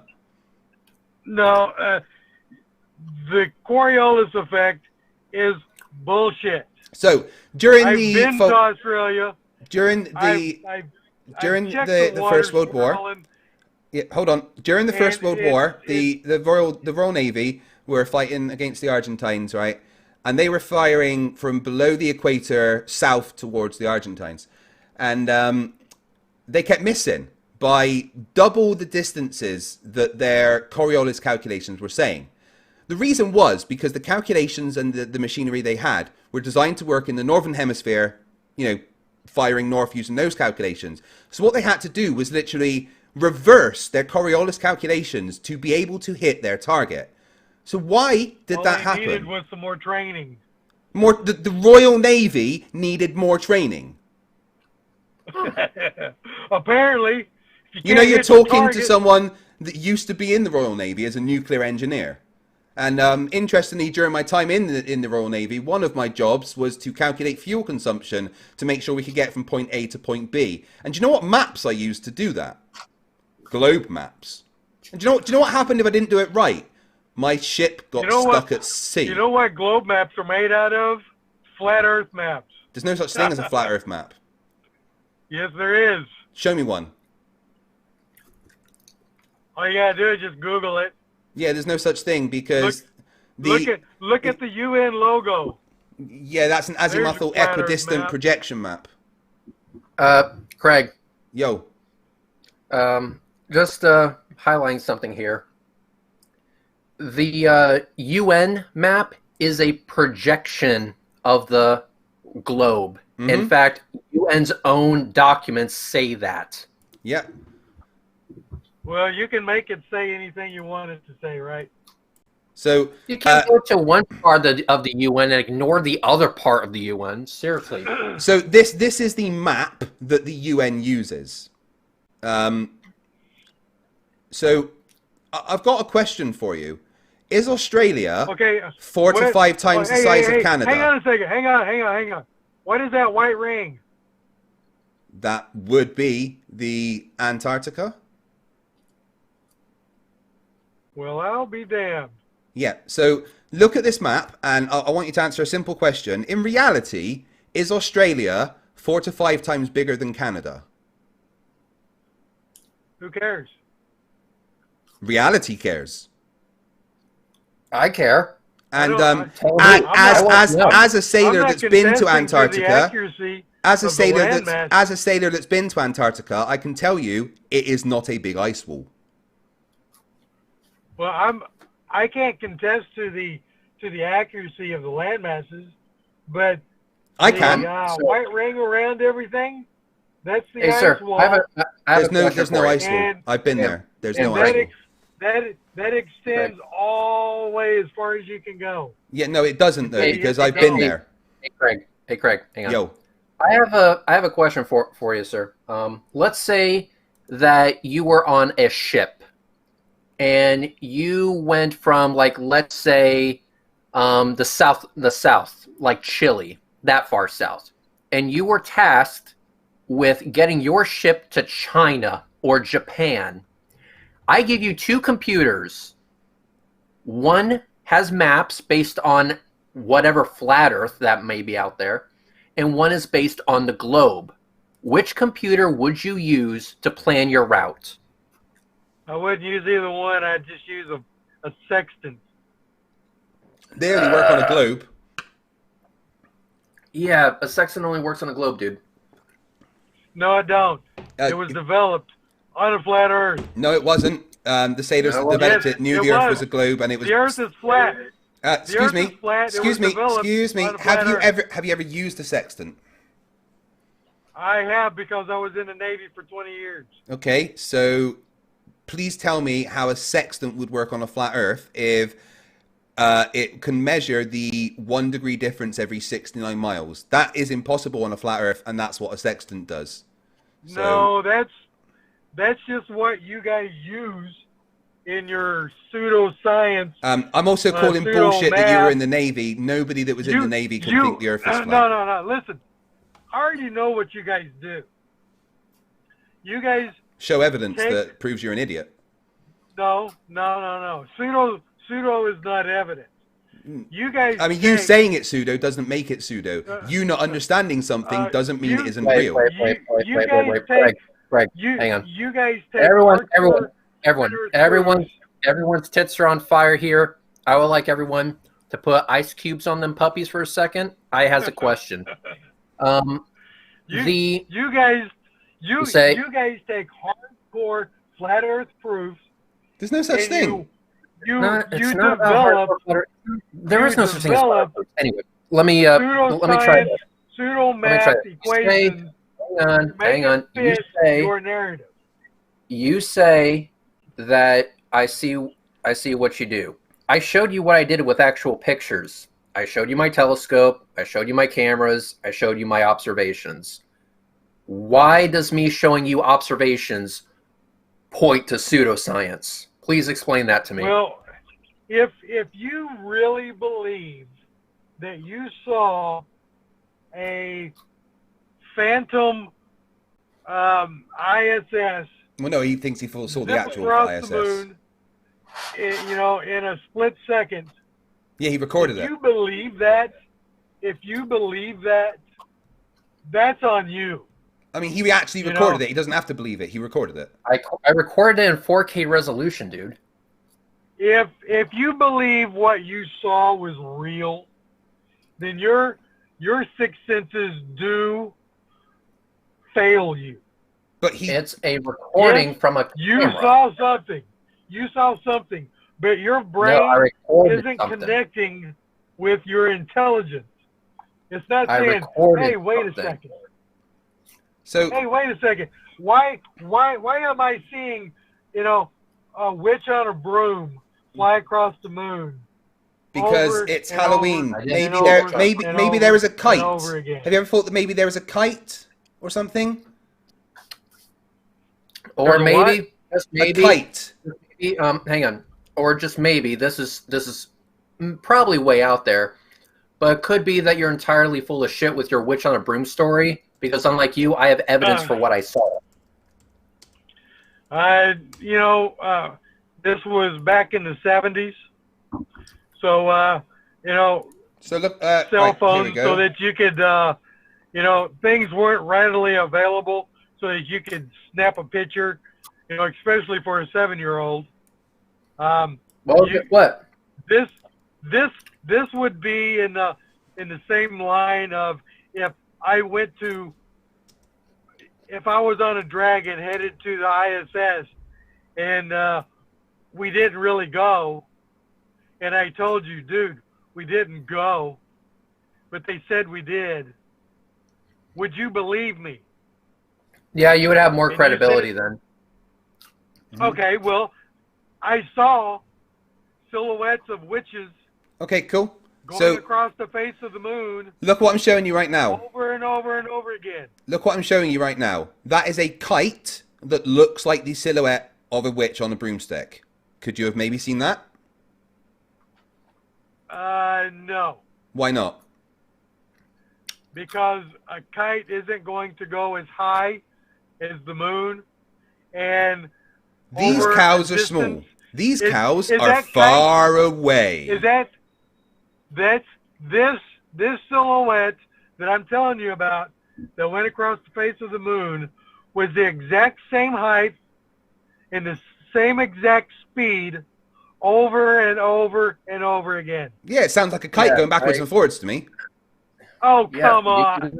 How is a kite going to keep the exact same trajectory? It was like every minute and a half. Let me. All right, are you saying that NASA are using their super secret technology to project a witch onto the moon? I don't know who's doing it, but you're being fooled. Yeah, cool. We're the ones that are being fooled when you think you saw a moon, a witch going across the moon. Craig, let me go down the list. Let me go down the list of how I'm being fooled right now.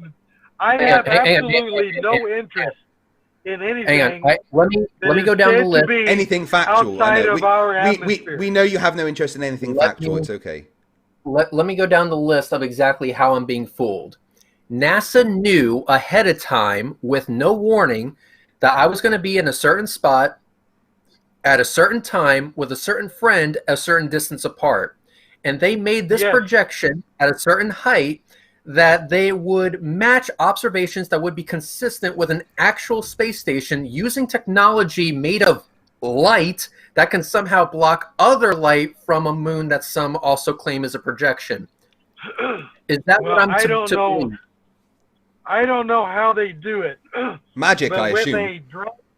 With fucking magic. Phantom Dragon launch.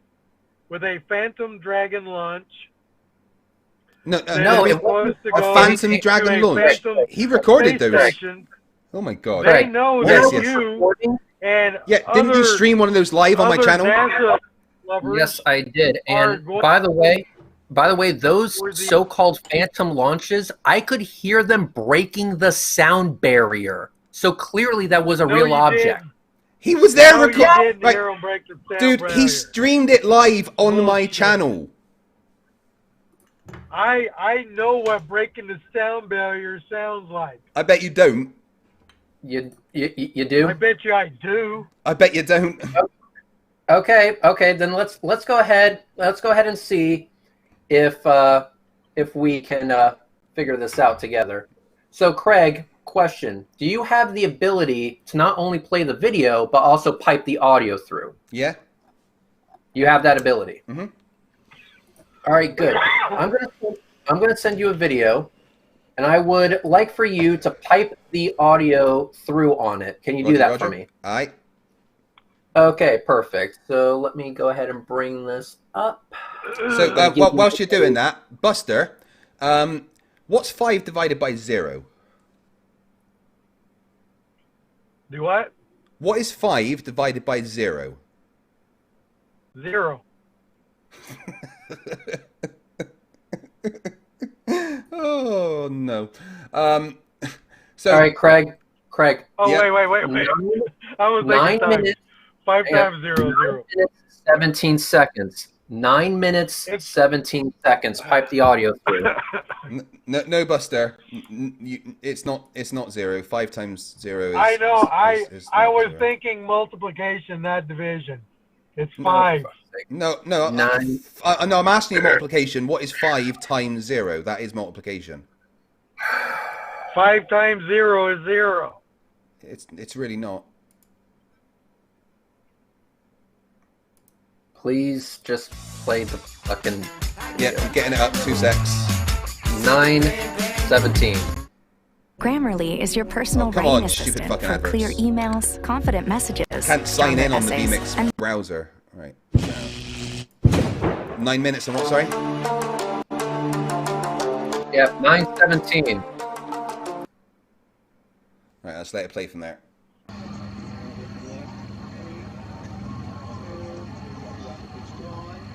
That's fakery. He recorded that live. You cannot. That defies all logic right there. That defies all. Just listen. Anybody with half a brain cell can figure that one out. Oh, there we go.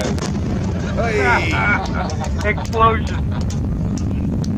What do you think a couple of sticks of dynamite will do? Oh yeah, an explosion with absolutely nothing seen exploding at night. Do what? Pause it. You're saying explosions, but keep in mind, this was at night. We didn't see any explosions. What we saw were rockets kicking ass. What if they blew something up? Well, you're not going to see a whole lot of light with a stick of dynamite. Yeah, you fucking will. Not if they can contain it. If they contain it, you're not really going to hear it like that either. Yeah. Do you know what thermal expansion is? No, you're trying to make too many excuses for this. No, facts aren't excuses, buddy. I literally recorded a dual sonic boom from 2 returning boosters. Fuck. No, you didn't. Yeah, I did. I just played a video of it. Or you either really believe you did, He was there doing it. Or you're absolutely, without a shadow of a doubt, just pushing the narrative lie. I mean, which is it? You can. Are you telling me you can't go to Cape Canaveral and experience this for yourself? 5 divided by 0. I was being silly. It's bullshit. You go to Cape Canaveral and tell me it's bullshit. You cannot land 2 fucking rockets like that. Wait, you're saying you can't land rockets like that? No, you can't. That's idiotic. Yes, you can. Yes, you can. What did he record then? That defies all logic right there. What did he record? No, it doesn't. Hey, Craig. Yo. You recorded what they wanted you to think. So go to this video and play it from 7 minutes 35 seconds. It's just like the media. They tell you what they want you to know. Whilst I'm getting that up, what they want you to think. Sorry, I did mean 5 divided by 0. So 5 divided by 0 is what? God, how gullible are you? So what is 5 divided by 0? Apparently gullible enough to point a camera at some objects and record what happens. Yeah. So Buster? What was 5 divided by 0? Oh, for fuck's sake. So, Buster? Is the video up yet, Craig? Yep. Just getting it. Whereabouts do you want me to go into it? 7:35. 7:35. 7:35.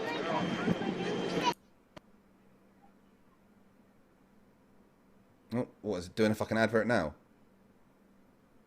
Is it? I don't know what's going on here. Oh, look at that.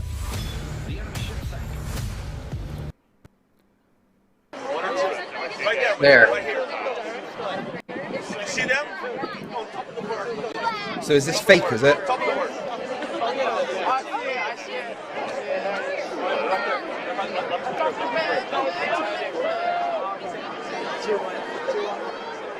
So beautiful. Watch this part. I don't know. Look how fast they're there. Landing bird. There it is. There it is. That little bit of fire is going to stop something from falling that fast. He recorded this himself. This is his video that he recorded. So are you saying that Red's faked this video? That is absolutely fake. How? I don't think you're quite understanding. The guy that you are talking to, Red's Rhetoric, recorded that video himself. I don't believe it. So you're saying that he's a liar? You're saying that he lied about recording that? Yes. Even though it matches all the other footage that was caught of it. I don't care what the footage is or anything. It's bullshit. Hey, Reds, Craig. Do me a favor. Could you tell me how to add an extra layer in After Effects? Yeah, no. I also wanted to bring your guys' attention to something. There's someone in the chat called For No Reason, and she was actually there filming that same launch. She has similar footage. And in fact, Craig, if you would want, I can show you one more that's a little bit kind of behind the scenes, if you would like. Yeah, do it. For No Reason, she was actually there. She filmed it herself, but not just me. Astronomy Live filmed it himself. I know. That's 3 people I can point to just in this fucking live chat that filmed it on their own. It's trickery. It's if you guys actually did film this, it's trickery. What kind of trickery? That defies all logic. No, it doesn't. Yes, it does. How? What prevents a rocket from being able to land itself? Well, look at it, for God's sake. Yeah, I've watched that. Man, I've watched that video hundreds of times. I've looked at it all fucking day. What's your problem with you are so mesmerized Mute by the audio. it. You can't see it for for not being able to see it. So what's your problem Hey, here? Craig. Yeah. 5 minutes, 12 seconds, please. 5 minutes, 12 seconds. All right, get this up. Because there's something else that I want to show you, and this is something that I think everyone should see on the new video I sent you, Craig. Yeah, I'm bringing that up. And perfect. So if you go to 5 minutes, 12 seconds, I'll show you. Because what I show here is how I make the video. For fuck's sake. Yeah, the browser on VMX doesn't allow me to sign in on my account that's got premium, so the adverts keep popping up. Oh, okay, that explains a lot. Well, I actually show behind the scenes of how I film these videos.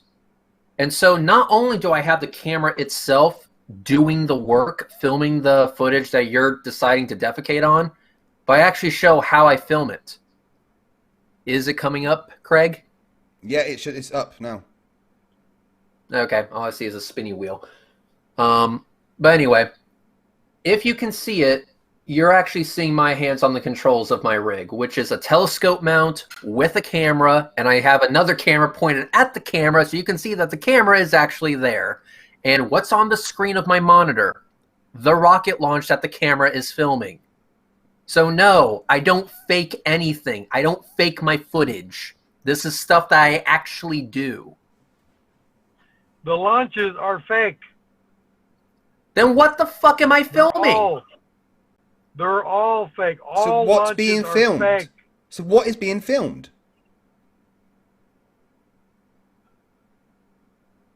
Look at what's on my monitor. That's a rocket. That's a rocket launch. It's actually being filmed. I don't know how they're doing this shit, but I know that they're doing it. You don't know how they're doing it, but they're doing it. Fucking brilliant. Well done. You are an absolute genius.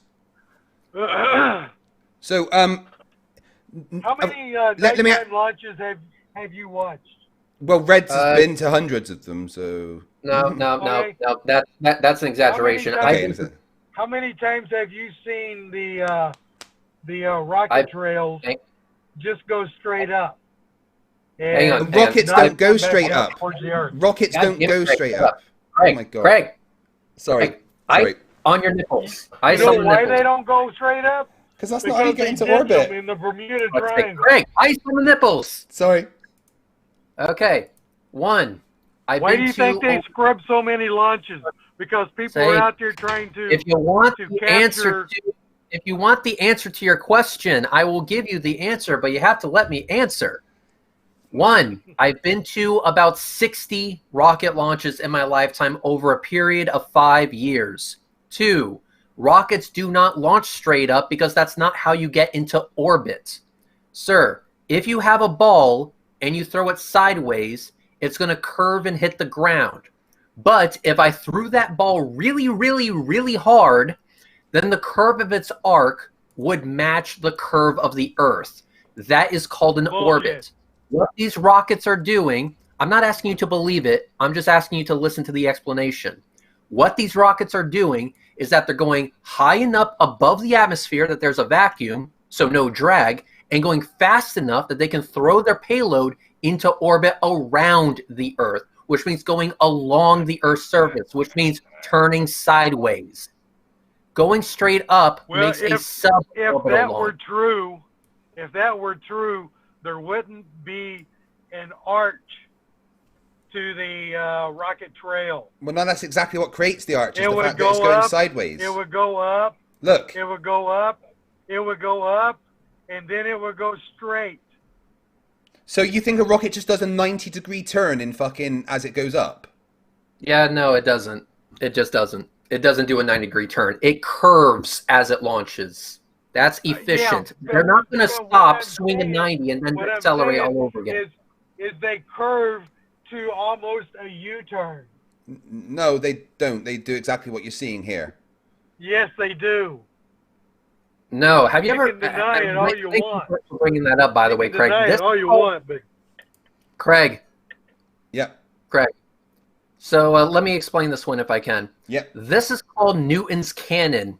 rockets are following the same principle. They go high enough above the atmosphere that there is no drag, and then they go sideways fast enough to get into orbit. That's why rockets curve when going into space. Newton was a tool. Yeah, sure. Newton was a tool, and he was also a virgin. That doesn't mean he was wrong. He also developed our understanding of refraction. He didn't come up with this. Yeah, he did. Yeah, he did. That's why it's called Newton's came up with this stuff, and they put his name on it. This isn't real stuff. This is the toy with you. Any evidence of that, or are you just saying things? Any evidence of that, or are you just saying things? You can't get out of this. Even get out of what? Your space guru, Neil deGrasse Tyson. He even told you, look, we're in a closed system. Or was that Bill Nye the Science Guy? Yeah, I've got more degrees than Bill Nye the Science Guy.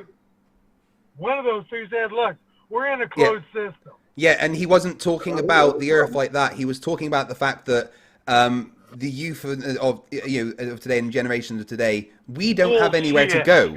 You need to listen to the entire thing. He was saying basically we don't have anywhere to go. This is our system and we have to deal with this. He then also showed how the Earth is on fire, and that's what he was talking about.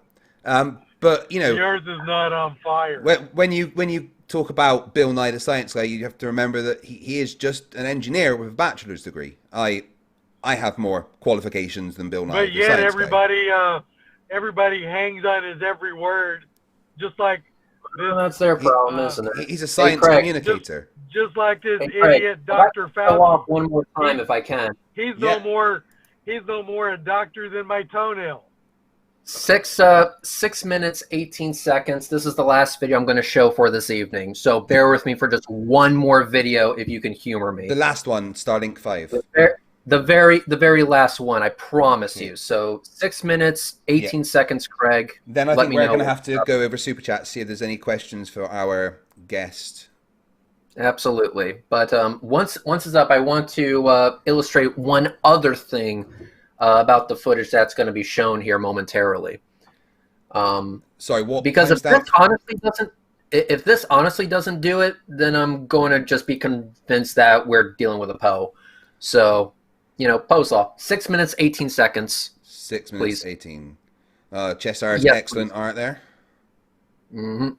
6 minutes, 18. Okay, so what you're seeing here, this is a video of my camera taking a video of the rocket launch that it's tracking. So not only are you seeing what my video camera is seeing, but you're also seeing another camera filming another camera filming the rocket. This is back-to-back verification out the ass. This is me demonstrating that I don't fake shit. I actually do the things that I say that I'm doing. Well, once again, like I said earlier, if you really believe this is true, well, that's on you.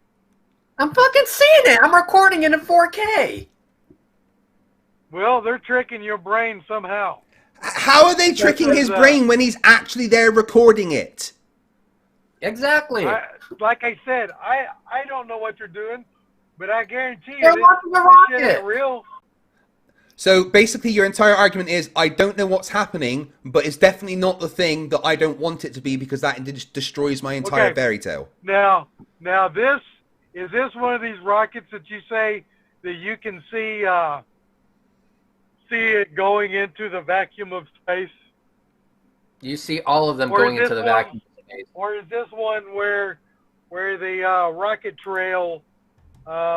Well, you can see the rocket trail getting fatter as it's going. It's already doing that. There's a better shot of that, Craig, if you want. Please go to 3 minutes 30 seconds. Let me know when you're there. Yeah, there we go. All right, just leave it pause for a second. Okay, sir, do you see the flame? Do you see the fire and badassery at the bottom of the rocket? Do what? Do you see the fire and the badassery at the bottom of the rocket? I don't think it's badassery, but Yeah, It's definitely I see badassery. what you claim to be fire. Yeah, you see the fire. You see how it kind of looks like an octopus that's stretching out. No. Okay, I'm going to assume that you're not completely blind, so yes, you do. Craig, I want you to freeze frame it at 2 minutes, 12 seconds. Roger, roger.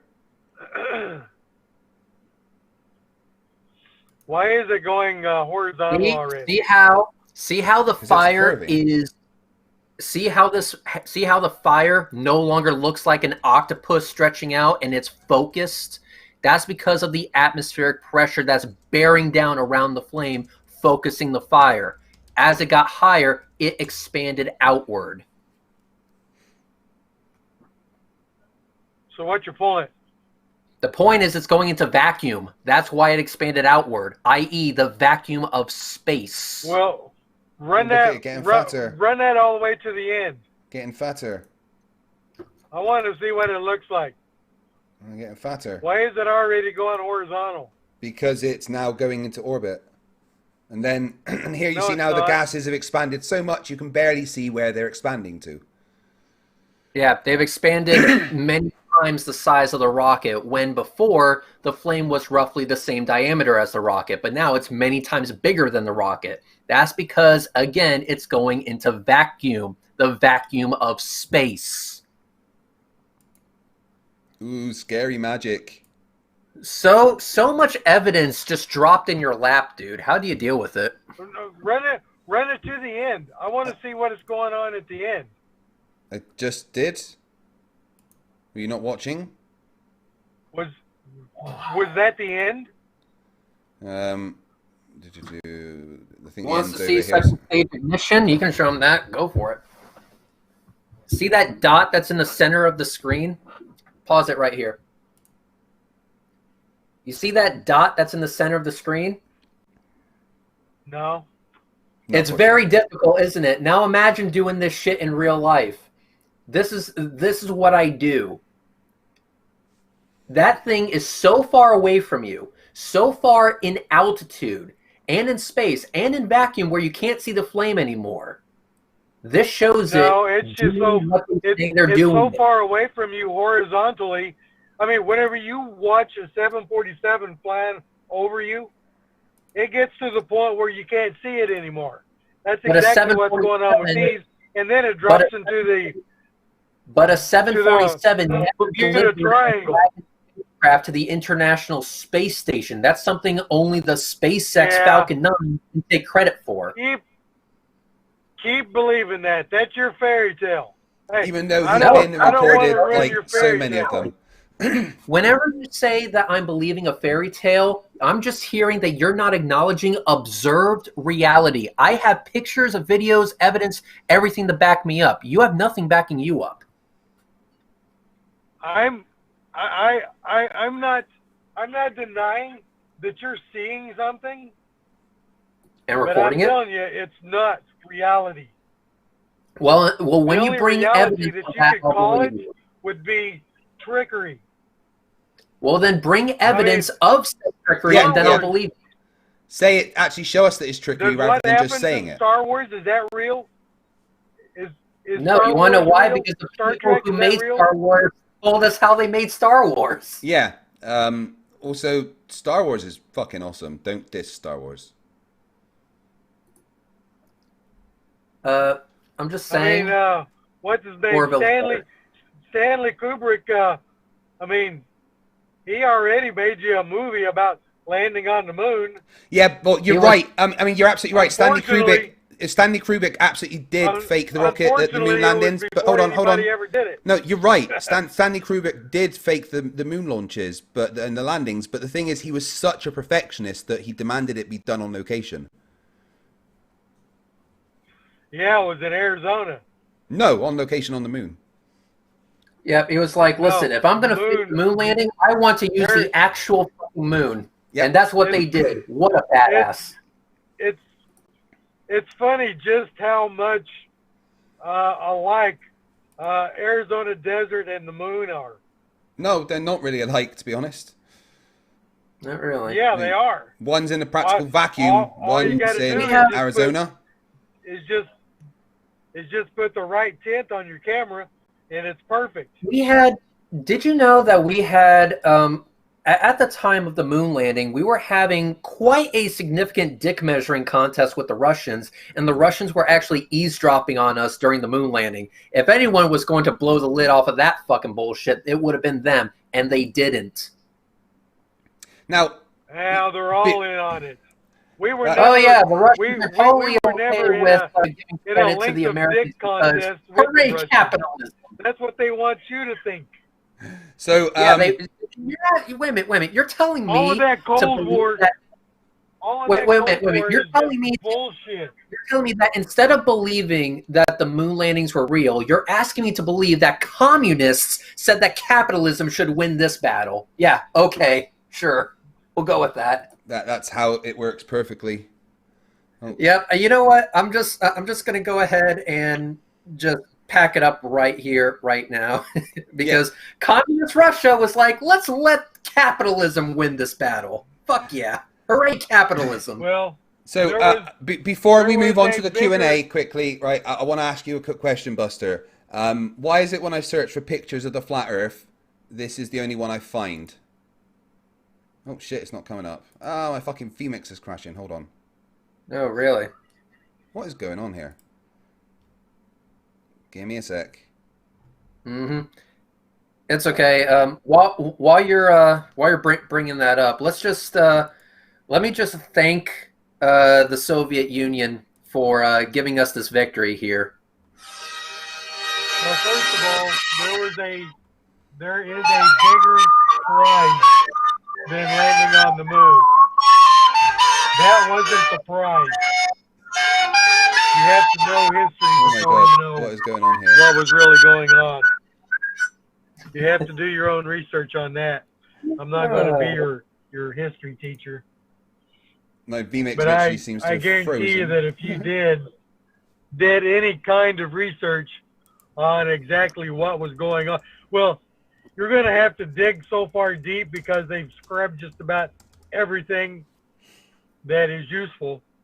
But there are some remnants out there. Yeah. Thank you, comrades. Thank you. Landing on the moon was not the big prize. Well, I'll tell you what. I am itching to stop believing. I am just itching to stop believing this bullshit story that apparently I've been led to believe. The very moment you bring evidence to break me out of my chains, that'd be great. Fucking hell. Yeah. You've already dismissed any evidence that was. You didn't present any evidence. Present any? How can I dismiss that? There's wasn't no presented? reason to. There's no reason to because you've already dismissed it. No, I disproven a lot of the bullshit claims that a bunch of Flerfs brought to me. Every globe earther that I've ever had a conversation with, whether it's doing one of these debates or on Facebook or any other platform, I can give them hardcore evidence, and they deflect immediately if they don't know how to. No, you give hypotheticals, not evidence. There's a difference between evidence and hypotheticals. You're saying, what about this? Well, yeah, there is. How does that work? Flat Earth These are hypothetical. And the ball Earth is hypothetical. No, what if this? What if that? The globe Earth has empirical evidence to support it.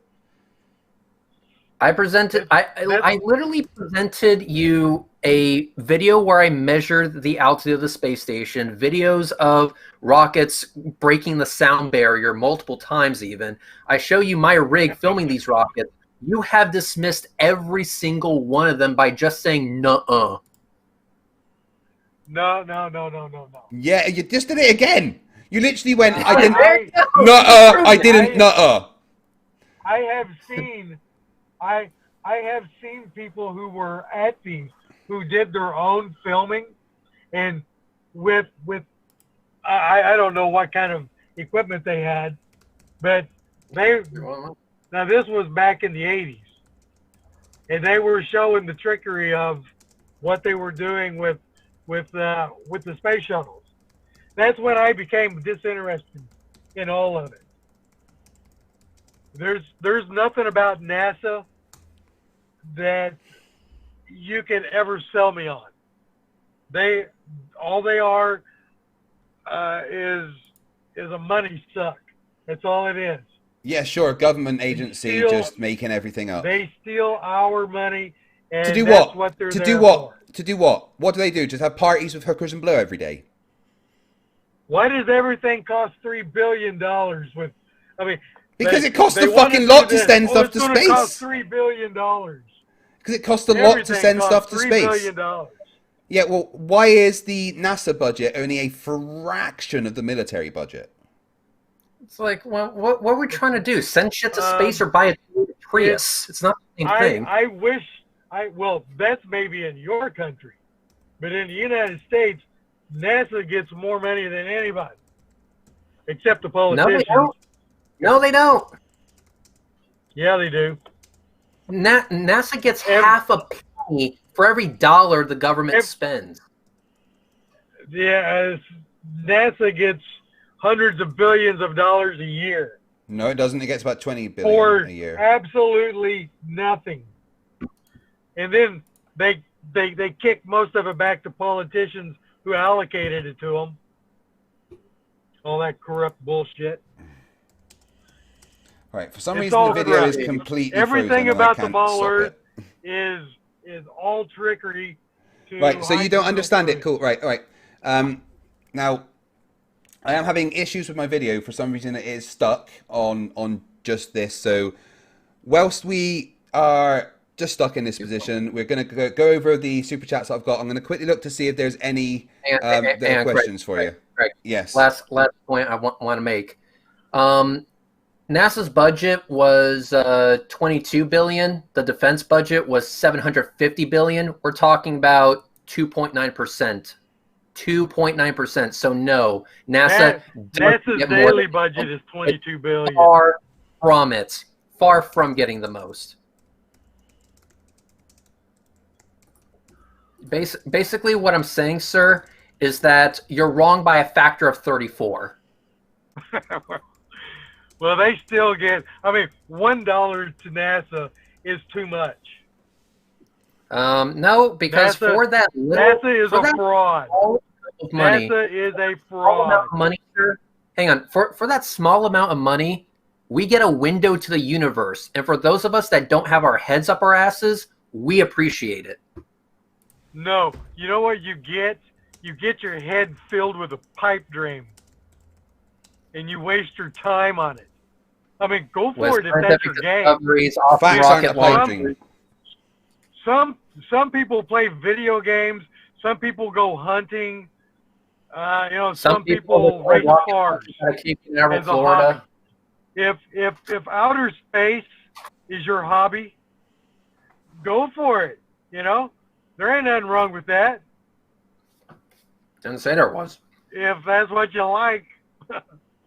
Yeah, I like filming cool shit out of Cape Canaveral. Sorry. Actually, I'm not sorry. Hey, So, remember when I was in, I believe, when did the first space shuttle go up? Stop. Sorry. It won't stop.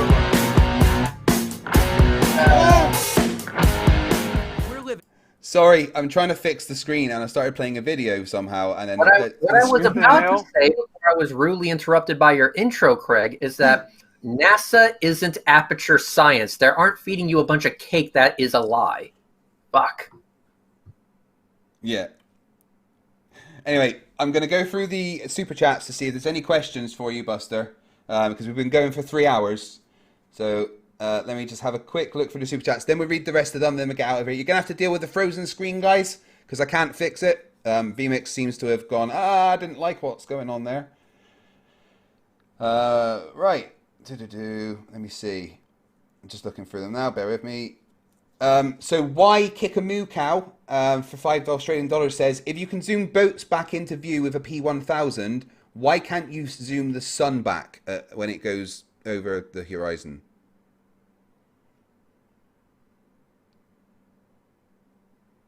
Buster? I think we lost him. Buster, you still there? Oh no, he's left. We lost him, guys. He's left the call. Right, fuck it. I'll just read the super chats then. I've had a lot of fun tonight, Reds. Thank you for coming and helping me destroy that idiot. I fucking hate you with every fiber of my being. Yeah, I love you too, and you know it. I mean, I hope tonight it's dark and you stub your toe. I really hope you stub your toe. And then while you're hopping on one foot because you just stubbed your toe, I hope you step on a Lego. Well, the thing is, Reds, nothing you can do to me will ever affect me because do you remember not long after we met, you showed me your face? I'll do it again just in case you think I'm sorry. Right, super chats. And I do want to say thank you to Reds for being here and the dude that just rage quit slightly. But thank you to everybody that has super chatted and become a member and stuff. It really fucking blows my mind the amount of support I get. If you're not able to support me financially, the best way to help the channel is to share the stuff that I do on Facebook.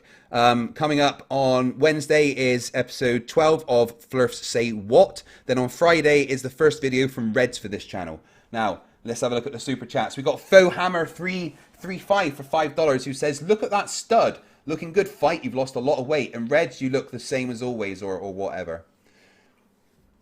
I have lost weight, and thank you for noticing. One of my resolutions... That is a very fair comment, yes. One of my resolutions for this year is to lose another 4 stone. I think I can do that. My other resolution is to put out a scripted video every week, and my other resolution is to reduce my plastic use by 80% over the year. And Emma and I are launching a new channel around that called How to Be Plastic Free. Carrie Bronson for $5 says, why do we feel nothing? In quotation marks from the Flerf, because that's what they always fucking go to. Absolutely. And then she says, for another $2, yep, called it. He just said that. God the Scummer for £5 says, maybe the Flerf is going to bring loads of convincing evidence that demonstrates a flat earth. I know. I crack myself up at times. Yeah, never. They've never, ever done that. Ever, ever, ever. I'm just closing down Zoom. Maybe that'll help me with the screen. No, it hasn't changed it. Never mind. P. Barnes for $10 Australian says, please make him stop talking. That was during his evidence. I saw that come in. Yeah, typical evidence. And did anyone else notice that he did the typical Flerf thing of presenting from his car? It was beautiful. Grumpy Old Man Joe for $5 Canadian says, mirror, mirror on the ground, proving that the Earth's not round. Flerf logic. Yeah, he cited the fucking salt flats. They're not flat. I've got images of curve. I hate smartphones for $4.99 says Earth is too small to detect the curve. What an oxymoron, and I don't even think he knows what he is saying. God the Scummer for £2 says, hey, Bono the Joshua Tree is an overrated album. Electrochemical for $5 says, I've been a machinist for years. Measuring rotation in anything other than RPM or degrees/time is offensive to me. Yeah, I know. It spins at 1,000 miles an hour. No, it fucking doesn't, you retard. Jackalope Herdmaster for $5 says, there's 10 minutes of my life I'm never getting back. Sorry, not sorry. FoHammer335 for $2 says, Rockets with Reds, the new Netflix documentary. I would watch that. Reds, you got Netflix on the phone to you? Oh, wow. Well, I'm sorry. I can't really do business with Netflix because they still haven't canceled Cuties. Yeah, you're kind of right there. What the fuck were they thinking? They weren't. There's your answer. I just solved it. Thanks for coming to my TED Talk. Why Kick a Moo Cow 855 for $5 Australian says, if you can zoom up, yeah, we'll ask that one. If you can zoom boats back into view of a P1000, why can't you get the sun back? Because you can't do that, basically. Beanie Beeman for $2, he was smart to wear safety glasses. Yeah, why the fuck did he put on safety glasses for this debate? I don't understand.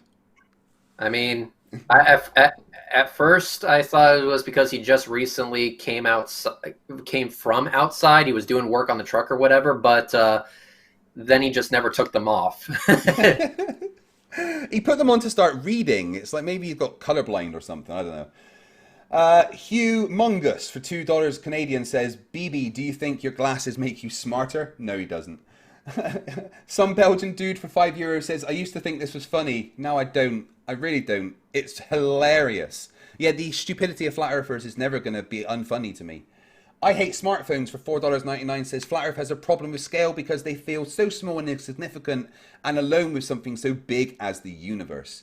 Yet, one thing that gets me is, like, Flat Earthers are like, oh, you say we're not special because we're just this random speck in space, whereas I think we were special created by a god in a snow globe or whatever. But I think being part of this ridiculously humongous universe that through trillions of cosmic coincidences somehow made an ugly plumber from Florida is more special than a magic sky daddy making it, right?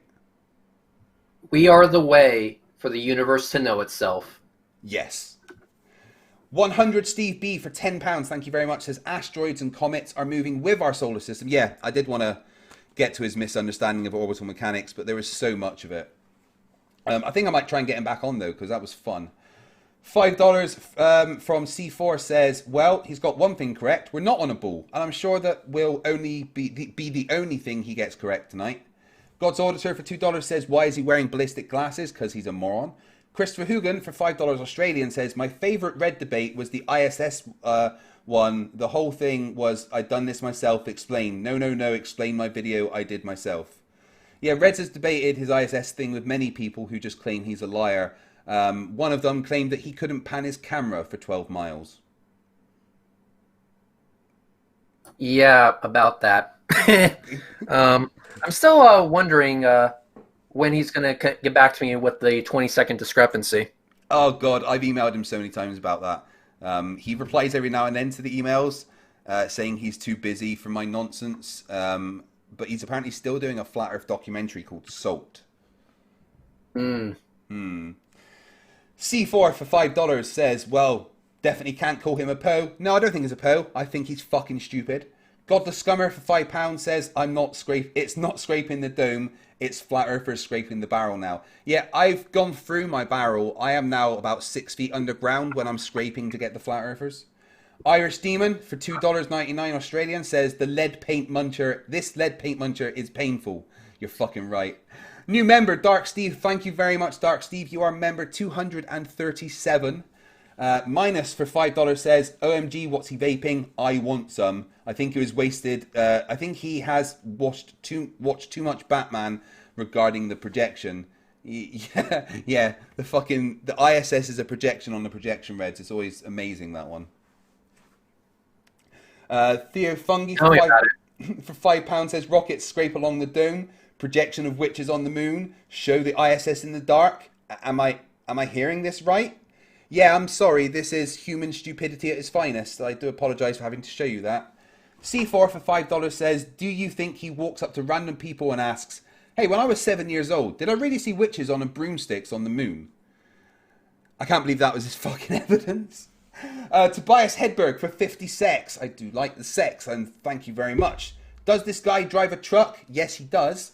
They should issue warnings when he's on the road. Very likely he's causing an accident because he seems completely lost. I wouldn't want him fucking driving for my company, that's for sure. Robert Williams for $4.99 says, does this idiot drag a string to measure speed and distance travelled in his truck, or use a fairly complex mechanical odometer and speedometer? Yeah, the second one. God's Auditor for $2 says, nuh-uh, this guy. Grumpy Old Man Joe for $5 Canadian says, someone probably laced his candy with acid when he was 7. Would explain things. Yes, something happened to him when he was 7, because he definitely didn't see fucking witches. Beanie Beeman for $2 says, you only have one eye depth perception. You only have one eye, depth perception is gone. I think he had 2 eyes. But, yeah. I hate smartphones for $20 says, any ham radio operator can talk to astronauts on the ISS. The ISS tracking apps have to be accurate. We have about a 10-minute window to be able to talk to the astronauts. That also confirms the ISS is there in space. That is something that I'm looking at doing, getting my own ham radio system to speak to the astronauts when they are going over, and I would love to be able to time it to do it live. That would be fucking amazing. And they pretty much answer anyone that talks to them as well, like literally. It's really quite fun. Apparently they've got nothing to do up there, so it's like their entertainment. Oh, hey Reds, did you hear about the secret mission on the ISS? No. So Go ahead. One of the people that paid to go onto the ISS, I can't remember his name, but he went up and he had a secret mission that he's only just revealed. he took up some of Scotty's ashes, the actor that played Scotty, and has hidden them somewhere on the ISS. That's badass. I know, right? God's Auditor for $2 says, take off the ballistic glasses, Lenny. C4 for $5 says, let's all have a good laugh, asking for evidence of the dome. I was going to do that.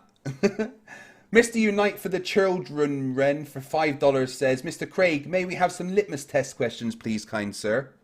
Next time. He did get the 60 right. Then he said 90. Then he went back to 60. But then I asked him the wrong question about 5 times 0 instead of divided by 0. So still there, Craig? Yeah, I'm here. What happened? Nothing. You just froze for a second. Okay. Anyway, continue. God the Scummer for £2 says, sorry, we have an early contender for next year's Dumb Fuck of the Year. Yes, we do. Which again, Nathan Thompson won. Congratulations, Nathan, you retard. Glober Mum for $2 says, nuh-uh, open your mind. Nuh-uh. You sound just like that idiot. Draco Fire for 500 Japanese yen, thank you very much, says, what the fuck is this? It's not real to anyone because it's not real to me. I wonder if you will ever find a Flerf with an IQ above room temperature. Celsius. No, they usually have some of an IQ 10 to the negative 17, something like that. Roll Mops for £5 says this guy's IQ is less than the age of Nathan Thompson's crush. We all know it. Yeah, Nathan, what is it Nathan says? Yeah, cool story, Nathan. Aslam for $5 Australian says, you already know my question about navigation and Havershine at this point. Let's see how honest this flatty is. I didn't get to ask that, I'm sorry. Small Time Art for $10 says, Reds, I'm in Florida, half hour from Tampa. I want to get into astrophotography. Any chance I could tag along with you in Astronomy Live? I'll buy the beer and let you drive my performance Model Y. That is a very generous offer. Unfortunately, I cannot take you up on it. I am no longer in Florida, but Astronomy Live is, so send him a tweet or get in contact with him in his comment section. I'm sure he'll be more than happy to take you up on that and can show you the ropes. Astronomy Live likes doing shit like that. I would like to drive your performance Model Y, but it's now illegal for me to go outside in Scotland. Yeah. Yeah, no. How's that lockdown treating you? Yeah, Nicola Sturgeon announced earlier that they're going back to like super tight lockdown, and you're legally obliged to stay in your houses unless you have to leave for like an emergency or something, or essentials. You're still allowed to exercise, but you're not allowed to just be out for no fucking reason. And the schools are closing until at least February, which is fucking, kids are going to be home all the time. I love my kids, but I can't get away from them with this fucking lockdown. Yep, makes sense. Yeah, but if idiots actually wore masks, we wouldn't need this shit. Alien X Gaming for $5 says, I think this guy was hit with a twisted T prior to this debate. FTFE, much love, bro. Chat, you guys rock, support the community. Thank you, Alien X Gaming. That means the world. Just got a few more super chats. Flattened Destruction for $5 says, Flat Earther, you never one time admitted you were wrong. That's a testament you are self-righteous. Mind Duck for $5 says, I bet this guy can fix lawnmowers real good and probably likes mustard on his French fried potatoes. Vincent Tremblay for $5 Canadian says, listening to this guy makes me even angrier at Oakley. This guy sounds handicapped in some way. The Oakleys of the world pick him off as easy prey. Whenever someone says Oakley, I just think, gas go down, boom, boom. Did you hear Oakley arguing with other flat earthers, Reds? Oh, no, I didn't. I was, like I said, I've been busy. Yeah, you have. Oh my God. Somebody please post a link for Reds of Nathan Gasco down boom boom. That would be amazing. Send it to me on Twitter. Yeah, send it to him on Twitter. Free Gemini for $5 says check Gmail, Craig. What's in Gmail? Oh, sorry. Yeah, I've just seen that you're playing Cloud and Sun thing. I'm sorry. Too late. My bad. Aaron Findley for $5 says, describe a spiral without using your hand. Trust your senses. Hashtag use your intuition. Yeah, fucking idiot. John Watson for £5 says, can I have the number of Bullbuster's dealer? I'm trying to get that myself. Made in CDA for $10 Canadian says, in quotations, it is those who know little and not those who know much who so positively assert that this or that problem will never be solved by science. Charles Darwin, 1871. True then as it is now. Robert Williams for $1.99 says, brain cells busted. He never had any, don't be silly. And then Cookie for €5 says, ask him what his 6 senses are. Yeah, maybe I should have, you're right. Peter's Prime for $5 Australian says, isn't this whole flat earth thing about trusting your senses? So what is Red's senses and cameras experiencing then? Red, when you're there watching and recording the rocket launches, are your senses telling you that you're watching a rocket launch? My eyes tell me that I'm watching a rocket launch, but it's actually what I'm viewing on the camera. It's actually a shitty thing, but when I'm there at rocket launches, I don't actually watch the rocket launches. I can literally say that I haven't I've been just staring at a screen, so I'm not actually watching them. I can feel the vibrations, I can hear the rumble of the engines, I can feel the sonic booms, but all that is through the camera. Yeah. So take that for what it is. I mean, you do get to like feel the boosters and stuff for your feet. Oh yeah, definitely. Oh god, definitely. That's what I want to experience. When the boosters come back to land, you feel it in your heart. Actually, it's just a boom, and you're like, "Whoa, that's some power right there." All right, Gary Webenenga's mum just became a new member. Thank you, Gary Webenenga's mum, and can you please talk to your son? He's a fucking moron. Ben Burris for $5 says, can you explain how World Trade Center 7 fell at free full speed and wasn't hit by a plane? Oh, God. If you want to debate me about 9/11... I already answered that, Craig. I already answered that. So I posted a link to Miles Powers, who answered this question back in 2012. Yeah. So by all means, go ahead and please watch that video. He explains it in great detail, actually. I'm really impressed with his video. So watch that if you're curious about World Trade Center 7, and if you didn't ask that question as a legitimate, fulfillment of your curiosity, then please eat a dick. Yeah. Don't come here and send me thank you for the money. I'm going to accept it willingly. But yeah, don't come and use my super chats to try and get me to say silly things like that, because 9/11 was a bunch of pissed off Muslims. Don't fucking try and let the shit that didn't happen. This is why I just posted that video. I'm like, it's a 9-minute, 45-second video that explains it all in great detail. So watch his video if you legitimately want to learn something. Otherwise, go fuck yourself. And last couple of super chats. Fohammer335 for $5 says, if that guy wasn't hit with a twisted T before the debate, he was when Red started showing his rocket evidence. Yeah, that fucked him up. Rocket evidence. Fuck yeah. And Fohammer335 for $5 says, also fight my AK magazine optical illusion would have proven a good point with this guy. He wouldn't have understood it, but it would have been great. Reds, I've had a fucking great time tonight. Thank you for coming along and helping me ruin a flattie's life. Oh, it was my pleasure. This was great. And do me a favor, and if you can make your computer that's so awesome and great and epic and beautiful, if you can make it like not fuck up during our streams, that'd be great. I don't know what fucking happened. I think it's more vMix than my computer, honestly. It's a resource hog. But I've got a Ryzen 3070 in there. I've got a 2070 Super NVIDIA graphics card. It should be good. I think I need more RAM. I got a Bugatti Veyron with 4 turbos and over 1,000 horsepower. We're getting beat by a Prius. Yeah, pretty much. I'm going to get more RAM. Maybe that'll solve the problem. But for now... oh, just got one more super chat's coming. Gary Newberry for $4.99. Can someone get Nathan Thompson away from my son? Yeah, Nathan Thompson shouldn't be near any children ever. Nathan Thompson, leave those kids alone. Guys, thank you very much for hanging out tonight. There was nearly 900 of you watching at one point. That's fucking amazing. It means the world. Look out for my new video on Wednesday and then Red's video on Friday. Be the part of the 420 crew and turn up at 4:20 p.m.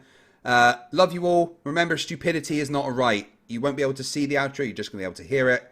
Fight the flat earth. Fight the flat. Fight the flat. Fight the flat.